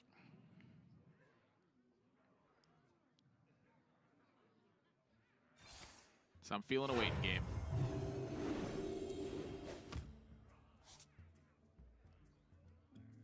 Again, I don't know what Viper's shaking his head at. I would be thrilled to be in this situation right now. Yeah. This is like when I'm sitting at home playing, and my opponent just makes another big dumb idiot from the Wildebeest. I'm like, woo! I'm just fist pumping. I'm like, we're gonna win a game! Quickly. This is neat. Kind of gets his damage back here, because the explosive trap and the combination of the trade then just buffs up his hyena, pushes more damage. Fire Tree Witch Doctor, if he picks up another source of damage off this, he's very comfortably threatening lethal on the following turn. Already is, but he'll be threatening lethal through removal even. And this is something that's continued to be a problem for Viper as well. He's waiting until that rope burns down and just kind of selecting cards and going through motions. And he's having to do it out of order because his turns are taking so long. Yeah. So now he's made all these attacks. He sees Alexstrasza and goes, pff. Yeah. But I'll tell you what, the position looks pretty decisive. Yeah, when he finds himself a Holy Smite, as I mentioned, just picking up extra damage, he has this board state. When he has his opponent at 21, it's looking like he has this series locked up. 2 games to 2. Unless the Wildebeest comes good one last time. You know, I'm thinking at this juncture that Bozzton really has to consider Zul'jin, but as far as I'm concerned, that's just... What does it do? It's like a loss at this point. Just sets a bunch of secrets again and slows down the attack from Viper. It's really just delaying the inevitable is what it feels like to me. Right. Because it's like, okay, an explosive trap, a freezing trap, and a wandering monster go up that prevent face attacks. You can heal up the 6/2, so there's no great source of damage being lost from these attacks, and then the Nausea Cleric deals with the other ones. You know, it really does not do anything massively defensive. Wow. I guess Bozzton is deciding it's the only play he has. It's just, you look at the board, your opponent's finally gotten aggressive, and you go, I can't fend this off. You know, the Tar Creeper alone is holding off the position.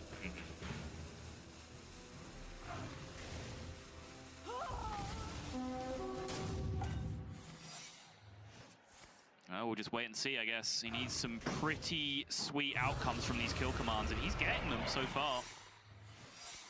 That does reduce a lot of damage now with that freezing trap and wandering monster also putting up defenses, as I mentioned. Flanking strike whiffs, though. Oh. That was a big outcome, too, because if that had landed on you know, the Scavenging Hyena or even the Cabal Shadow Priest, that then prevents it being healed up out of range of the explosive trap hitting face. And now a whole nother heap of trouble. This is just a wacky game. I think the patient play from Viper has, you know, been quite good. It's just been strong the entirety of the way. It's just leading for tough positions for him the entire time. You know, when this is the way I watch a player play, when they're winning, the game just feels so difficult every single time.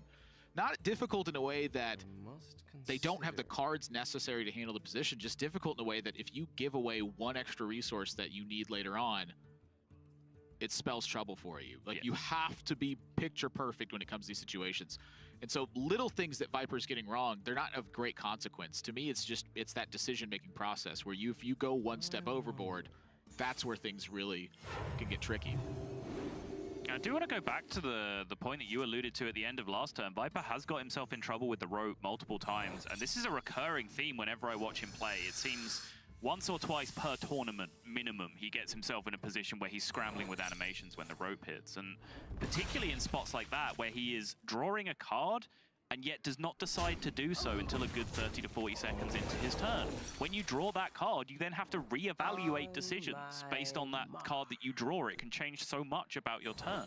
Yeah. So I think if you're going to draw a card in a turn, you have to make that decision quicker. Here we go again. There's a rope, and there's still 8 of his 10 mana left available to him. I think it's just going to be a Scream this turn, which is no harm, no foul. But if he had to make a more complex mechanical play there, we might have again seen that scramble that we saw on the previous turn. He's just operating a little bit too slowly at the moment. And honestly, I'm curious if this can get him in trouble. Now I'm looking at just, you know, turn after turn of redevelopment from Bozzton is pressure. And he's got back a 2-damage hero power at this point. Yes. Tundra Rhino, Bittertide Hydra is still in hand. That's a great point. I think this could be some real trouble for Viper, and you know, a lot of this is just brought by the fact that Zul'jin is just such a massively powerful thing to do that disrupts combat. Yeah. It was hard for Viper to really push through any significant damage in that turn. And it wasn't a position where he was afforded the luxury of just waiting. You know, Bozzton got a 7-minion board. And I beg the question of, you know, why build this big Hydra, this Snow Flipper Penguin Hydra if you weren't going to play it? Maybe this was the plan all along. He's just been potentially using it as charge damage alongside that Tundra Rhino that he has also been holding on to for an awfully long time. Oh, Piggy. Yeah, that one goes to market. Yeah. Picking up 4 damage. None of these piggies are staying at home, I can tell you that much.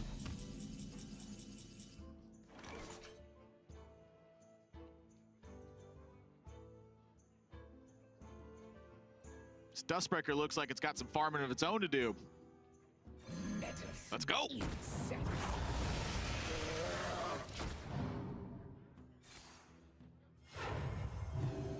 11 from Tundra Rhino and Bittertide Hydra. So Bozzton does not have too much of a length to go.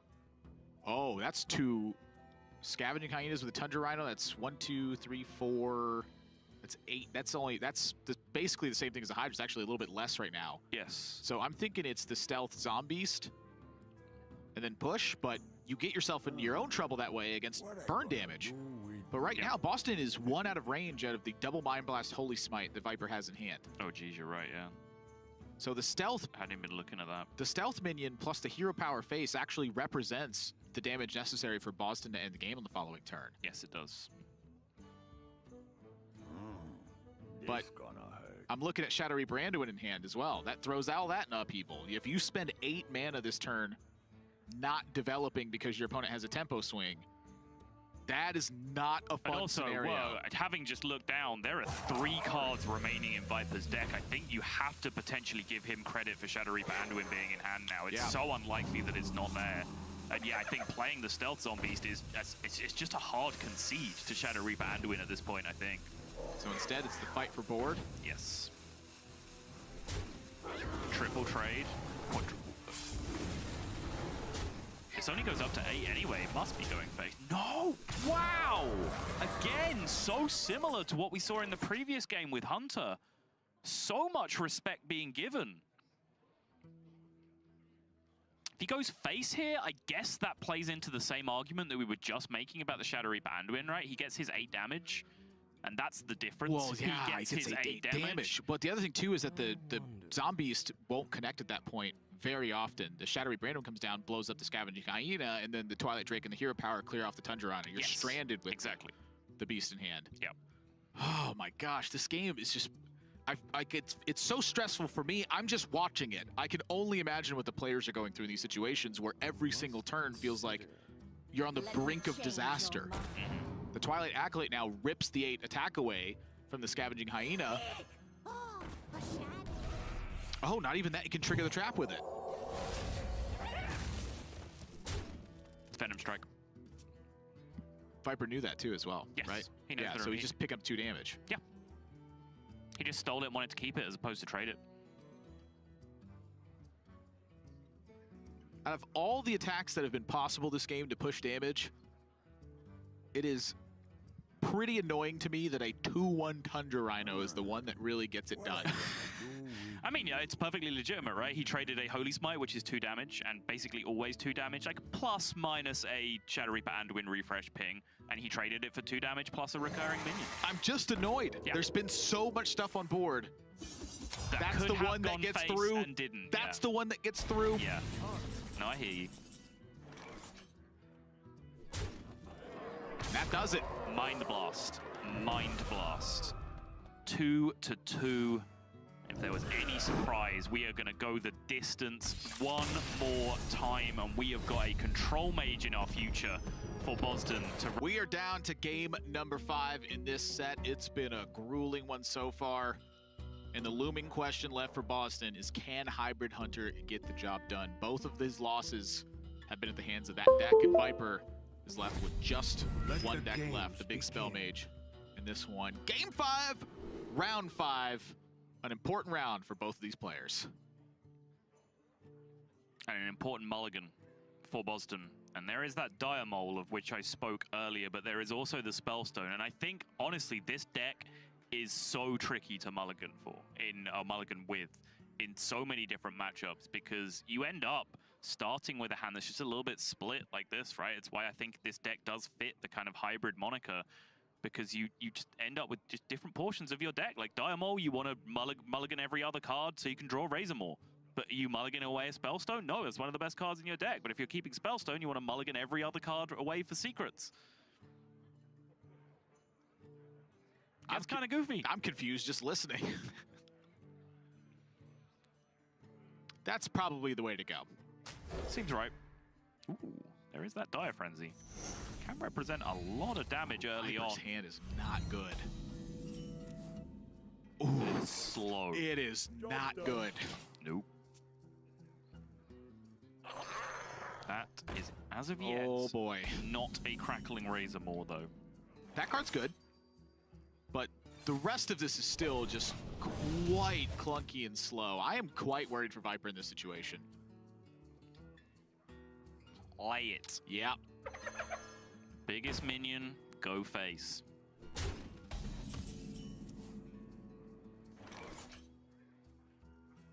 And anything Viper does, the threat of flanking strike or Dire Frenzy, is very real. Or Spring Pause. Let the pain speak to me. Acolyte of Pain is better against Spring Pour, and it's the only thing that really makes a difference. So I kind of agree with this choice, and it helps him cycle through to his Dragon's Fury that it looks like he's going to need potentially sooner rather than later. Bozzton's off to a blistering start here. Dragon's Fury changes the landscape, though. I mean, this hand just went from looking miserable to suddenly like, okay, we got the Dragon's Fury. And that's part of the reason I think Viper goes to the Acolyte of Pain in this situation. Just knows that, yeah, sure, 3-3 does an okay job contesting the board, but you need to draw into the deck. I was about to say, I think I'd like to see a Dire Frenzy here, but does the Razor Maw change it enough?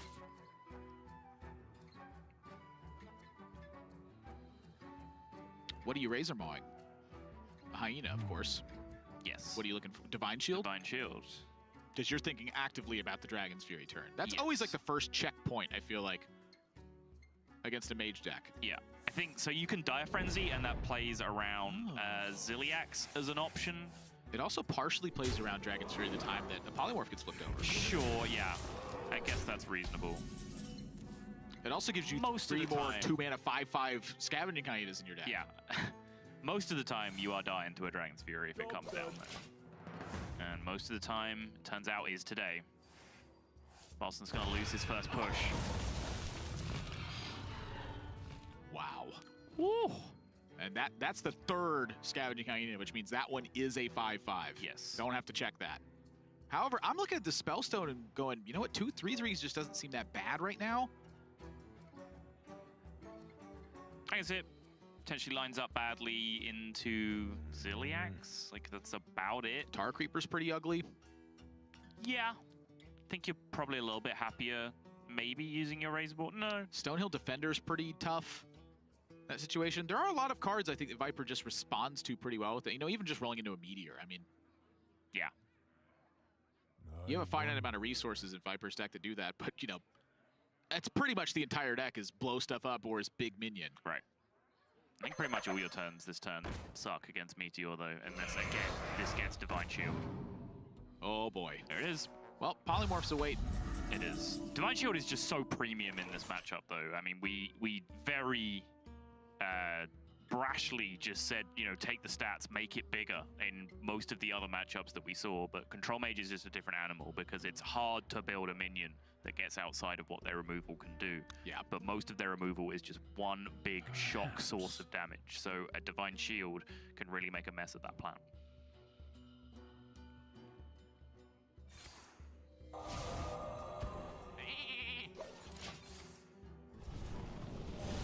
Not the cleanest position is Viper. I think the Ziliax is providing some good breathing room here. Uh-oh. Well, now the draw is starting to look disjointed. That's a whiff. All right, I'm thinking that 2 damage button needs to start doing some work. If Bozzton continues to just AoE check Viper, I can tell you what, this is the way to do it because the Spellstone, like, it just ends up failing in this position. I think Bozzton has to just play these cards and hope. You need to play a board enough that Viper can AoE it. But this way, maybe you draw a secret, you get 3 wolves out of your Spellstone instead. But right now, the plan if I'm in Bozzton's shoes is keep clicking the button. Surprised that Viper even ends up meteoring that board because I take your point that Bozzton was trying to force some kind of removal without using his Spellstone, which he succeeded in doing. But honestly, I feel like Viper was just fine to just like Ziliax that turn. I definitely think Ziliax had a lot of merit. I'm not surprised by the meteor. I was surprised at how hasty the meteor was in comparison to what he's done. He's played all day. But and this match, it certainly feels that way. I mean, it's pretty straightforward a lot of times. Big Spell Mage is, you know, oftentimes it's about spending the more expensive cards in your hand that could do a pretty similar effect to what the rest of your cards are going to do as well. Okay. The difference is there's still 5/5 Scavenging Hyenas in Bozzton's deck. That's one of the reasons that I'm somewhat in favor of saving the meteors, because you still have those big cards to deal with. For sure.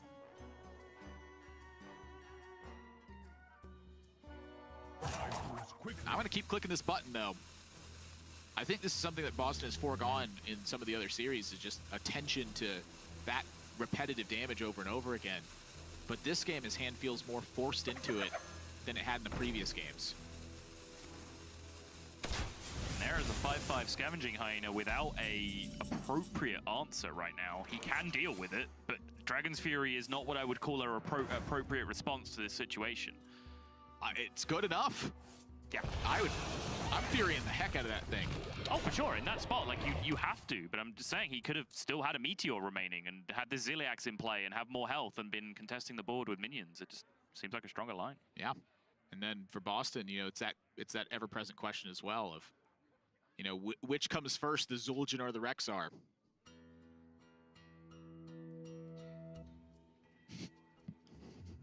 Yes, that's supposed to be a chicken and the egg thing. I get it. Well, it felt like... I'm not sure which is which or why that's even generally a good thing to have done. Zul'jin came first.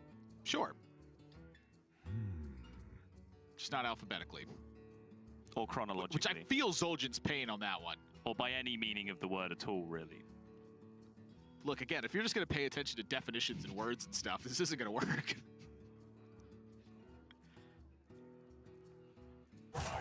Quickly. While we're making light of the situation, Bozzton is far more seriously considering the dilemma in front of him. It's bad. Because again, like, this is a position that he's been forced to play out every now and again, where he's Deathstalker Rexar because his hand had no value and he needed to do things. But then he gets forced into a position where he has to Zul'jin later in the game, so he loses the infinite value of the Rexar hero power. It's a spot that we've seen people forced into on multiple occasions, and you're generally not happy about it. And that was Bozzton's real machinations that turn. He's just trying to figure out whether he can afford to do that, whether he needs to get juice out of this Zul'jin first before going into Rexar mode. Before all that, just can he set up lethal with this Tundra Rhino that he has in hand?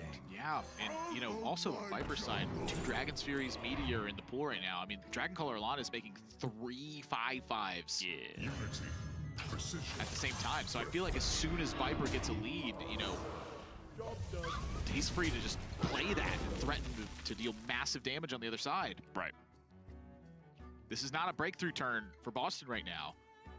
And if you play this Rexar this turn to handle things, it means that Zul'jin's sticking in hand for quite some time. The eternal hunt has begun. It also means a turn of extremely little tempo from the Hunter and a free turn for Viper to do essentially whatever he likes on the backswing. And he has some nice, juicy choices. Pretty much two of the biggest ones. You know, I would say Jaina is really the only thing that could make this decision a bit more difficult for him. No, that actually makes it a lot easier for him. Excuse me. If he gets Jaina, you slam the Jaina.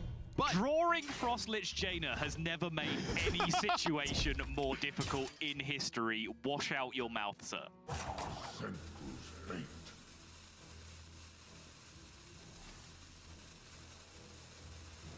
Button being pressed. Scale hide. I'm thinking a big one here is fine because you just don't have anything else in hand to do. Scale hide.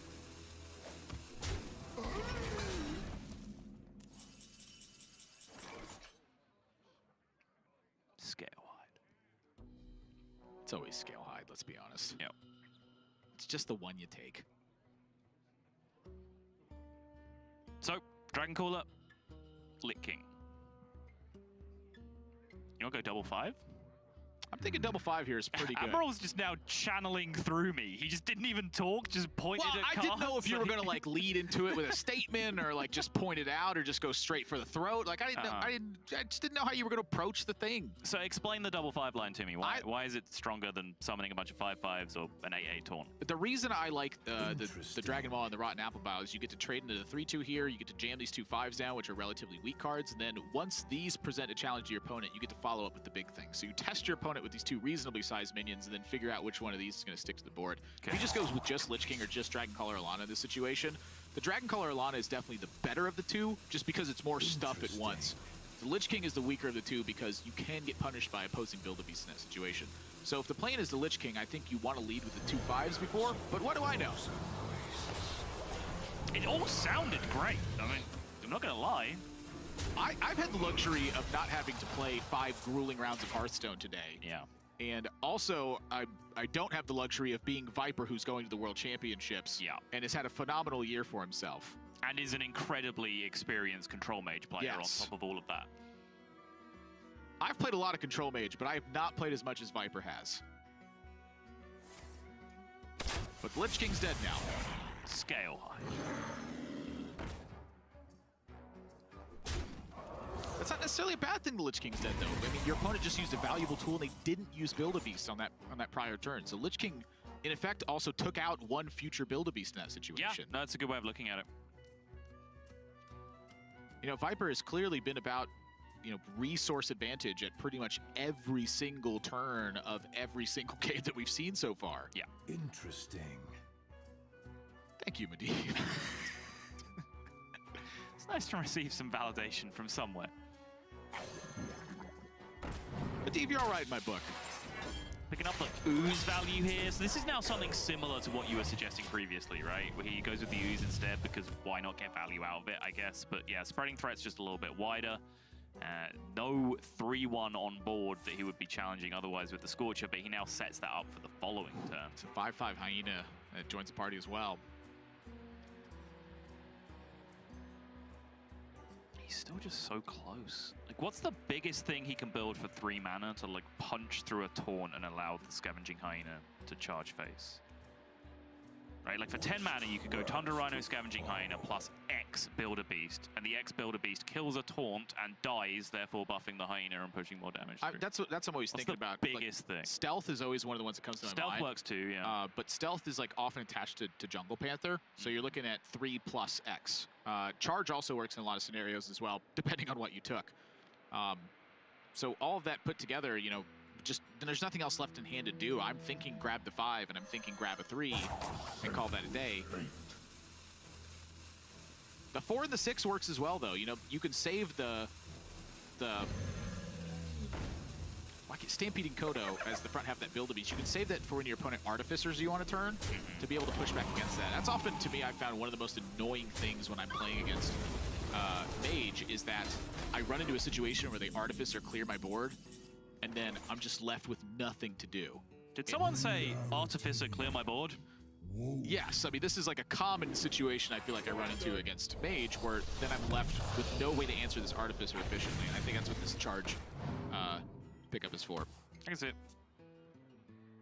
The debate on how to get max damage out of the Tundra Rhino is now pretty much irrelevant. It was used on the previous turn just to try and take the board back. It's something that we've seen Bozzton do consistently, time after time, game after game with this deck. That's really another point I wanted to bring up. Keep fighting board. Keep fighting board. He just always does it. Yeah. And I don't think that's a bad plan, but I think that there are superior plans, and I often think that damage is a superior plan. I mean, you're playing Hunter, and you have ways to charge. Like that Tundra Rhino fought for some board position.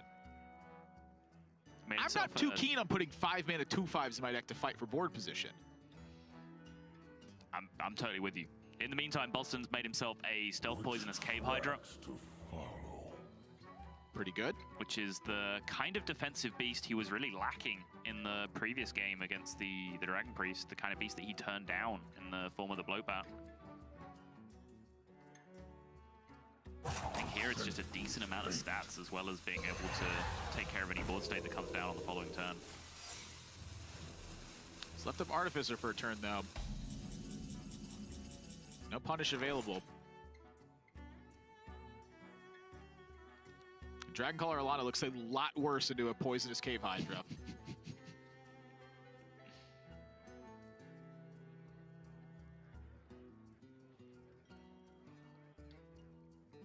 Perhaps. I was trying to think of any way to justify army, and I immediately scrolled to the bottom of the deck tried list. to do that too, and I went, oh yeah, Frostless Jaina, that's the... Okay, yeah, I can't use that one. I was like, let's just discard some cards that aren't Frostless Jaina and just draw it. It'll be fine. That was the kinds of traps you have to avoid in tournaments when you've been playing for a long time and you're like, I'm just going to play this big card. Yeah. That's just, it'll lose you games doing that. Like, you have to be able to maintain this focus. And my hat's off to players who can maintain the kind of patience that they demonstrate in these situations. It's tough to do.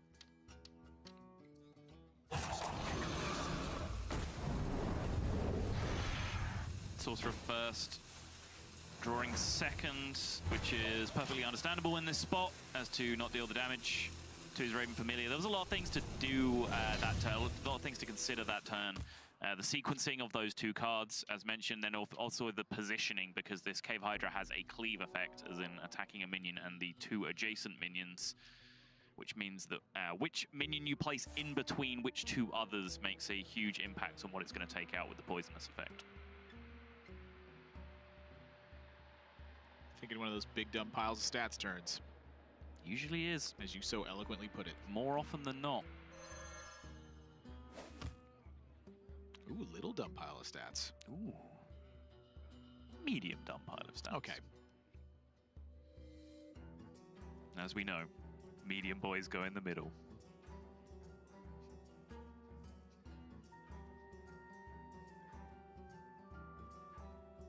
What does that mean? I've been trying to figure out what this means, and I'm just like, it was just like brain delay where it was like, well, say that to him then, stupid. I don't know what that means. I really don't. I don't think it means anything.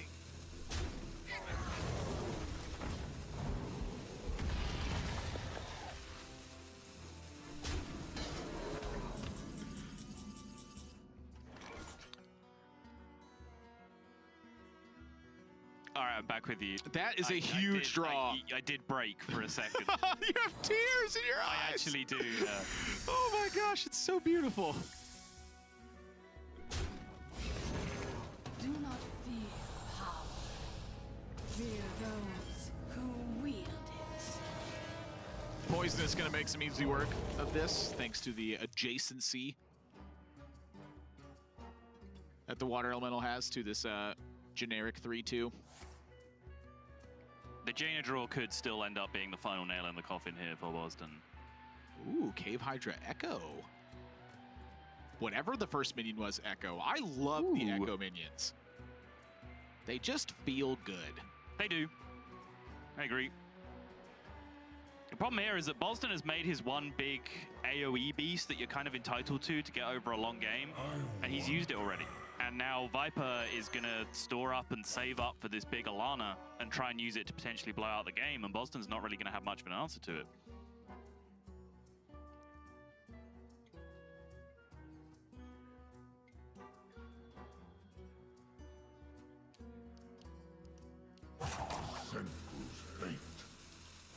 Use your words, Nate. I feel like Bozzton has built things that it seems like they're lost in purpose almost.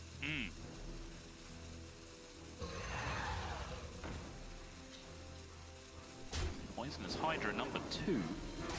Nothing wrong with a Poisonous Hydra. That's a good minion. Absolutely not.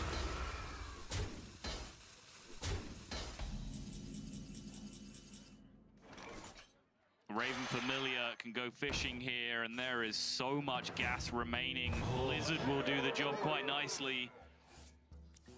Net yourself a water elemental while you're at it. Call it a day.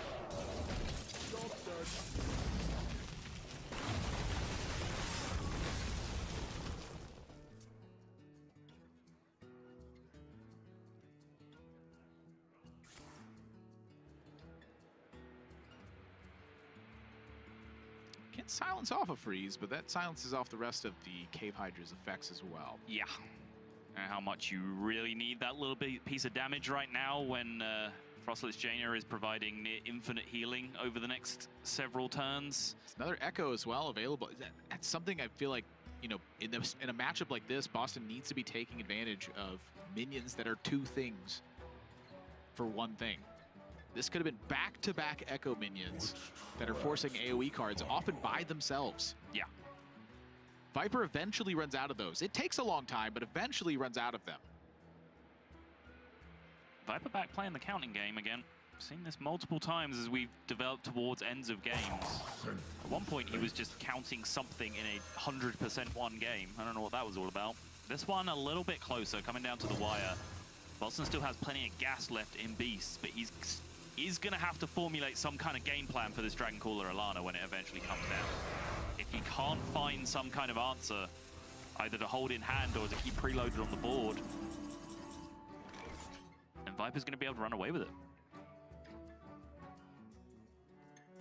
Just another big spell to add to the mix. Yep.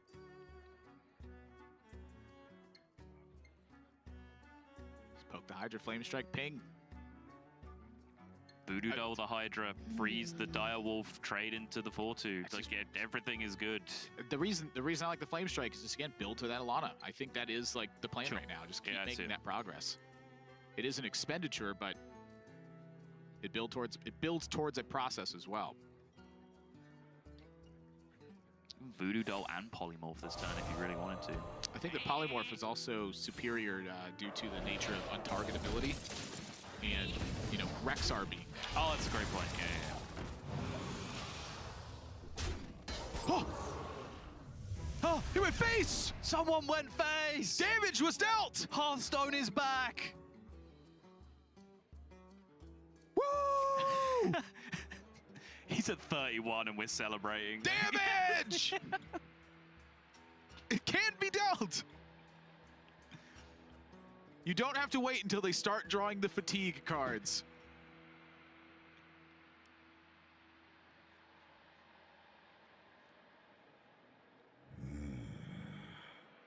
I guess Ravasaur run is where we're starting. Well, there's plenty of medium-sized things in hand, so at this point, supplement with cheap things. That's my thought. Yeah, I can see that. I'll go one way or the other. I would try and take something cheap or something enormous. Which tracks to follow? Senku's hate. Bozzton deep in the tank on this one, though. Wow. Now you're staring down 2 water elementals. You know your Direwolf's going away. It's not easy. Big Ravasaur run. Stealth. Preventing the water elemental. Yep. Alana. And Viper says it's time. Away He's keeping track. He knows there is, I believe, only one Zombie Beast in hand that can be any kind of answer to this. And he says, I'm stable enough now, healing up to 30 again to be able to now make this push. Just make a whole bunch of 5/5s and say, deal with it, Sunny Jim. I don't know who Sunny Jim is, but I don't think he's helping Bozzton right now. He definitely isn't.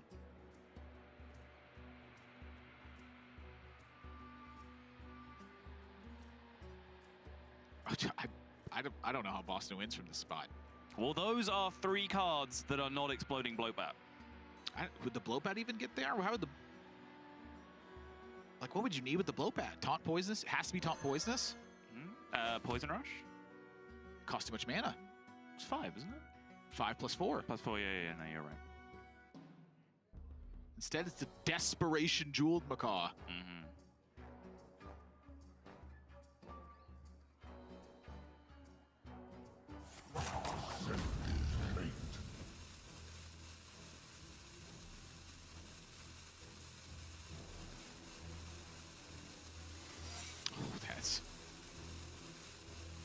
You know, desperate times. Yep.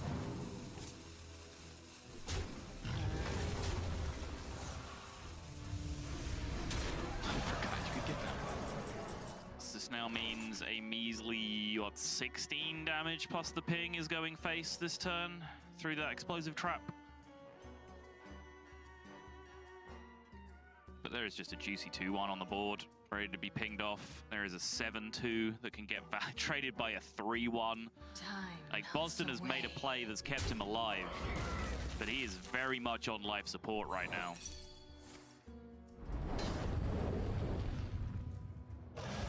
Big yikes. And all of those horrible sounding things that I just described have now happened to Bozzton, and his face reflects it.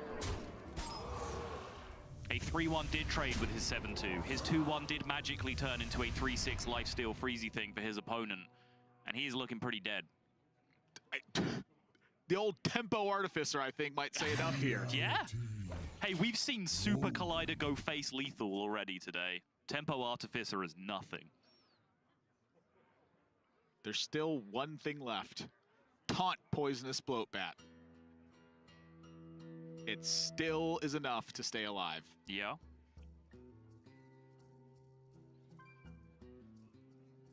Button and hope. I wonder.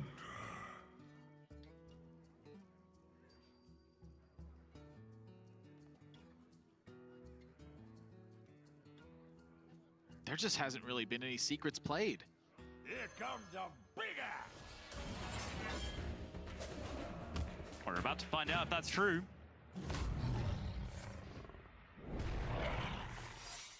There's the explosive that we just saw. Lightning Strike does put the Water Elemental into the range of the explosive trap now. Still 16 on board, though. Snakes do nothing. Master's Call is doing nothing. Lightning Strike number 2. That doesn't prevent any extra damage. The explosive trap would have taken care of that. Yeah. Oh, the Spring Paw. Ooh. It's a 5-3 down to a 5-2. And now Bozzton, technically, very much alive.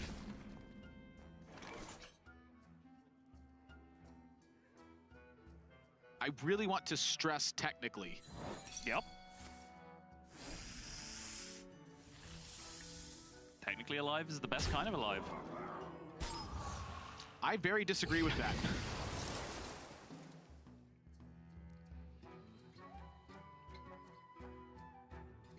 Don't you know that that's explosive trap? Yeah, he just wants to push the damage and he's going to clear the board anyway with Flame Strike, so why not? Ah, I was thinking freeze up board to just really annoy my opponent.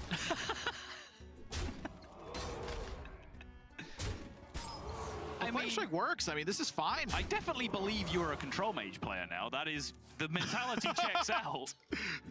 Can make a play that wins the game, but it doesn't annoy my opponent as much as this line. Well, so let's do this instead.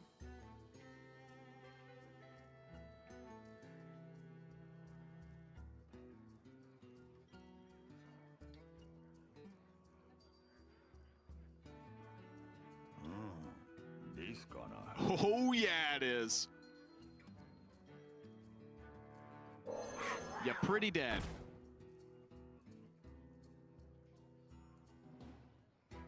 Stays alive.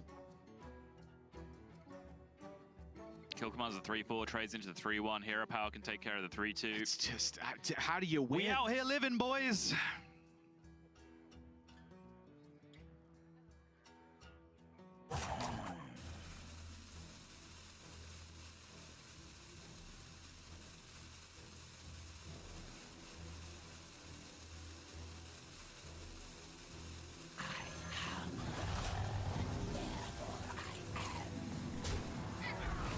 He chooses to go with the Subject 9 line instead, which gets him Freezing Trap and Wandering Monster, which is superior. It does. Oh no, okay, so he goes Freezing Trap and Ping instead of Freezing Trap and Wandering Monster. So yeah, the cost of using a kill command and dealing with one of the minions, he just leaves it to get frozen instead. It's a formality, really. Many of the things that have happened today have been formalities, and we have been forced to talk about them anyway, for it is our job. Yes. But now, sir, you are at 1. None of the cards in your hand gain you health. And so...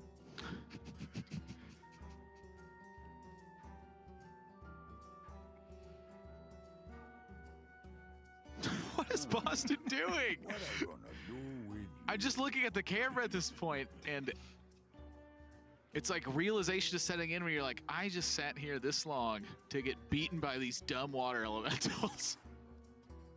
Now it's good. Flee, little Dracarys. Does he just have a random lifesteal rushed minion in his deck that he's about to draw? No, he is not. Forget. Never forget. And it's a marathon, but we have got there in the end. Viper look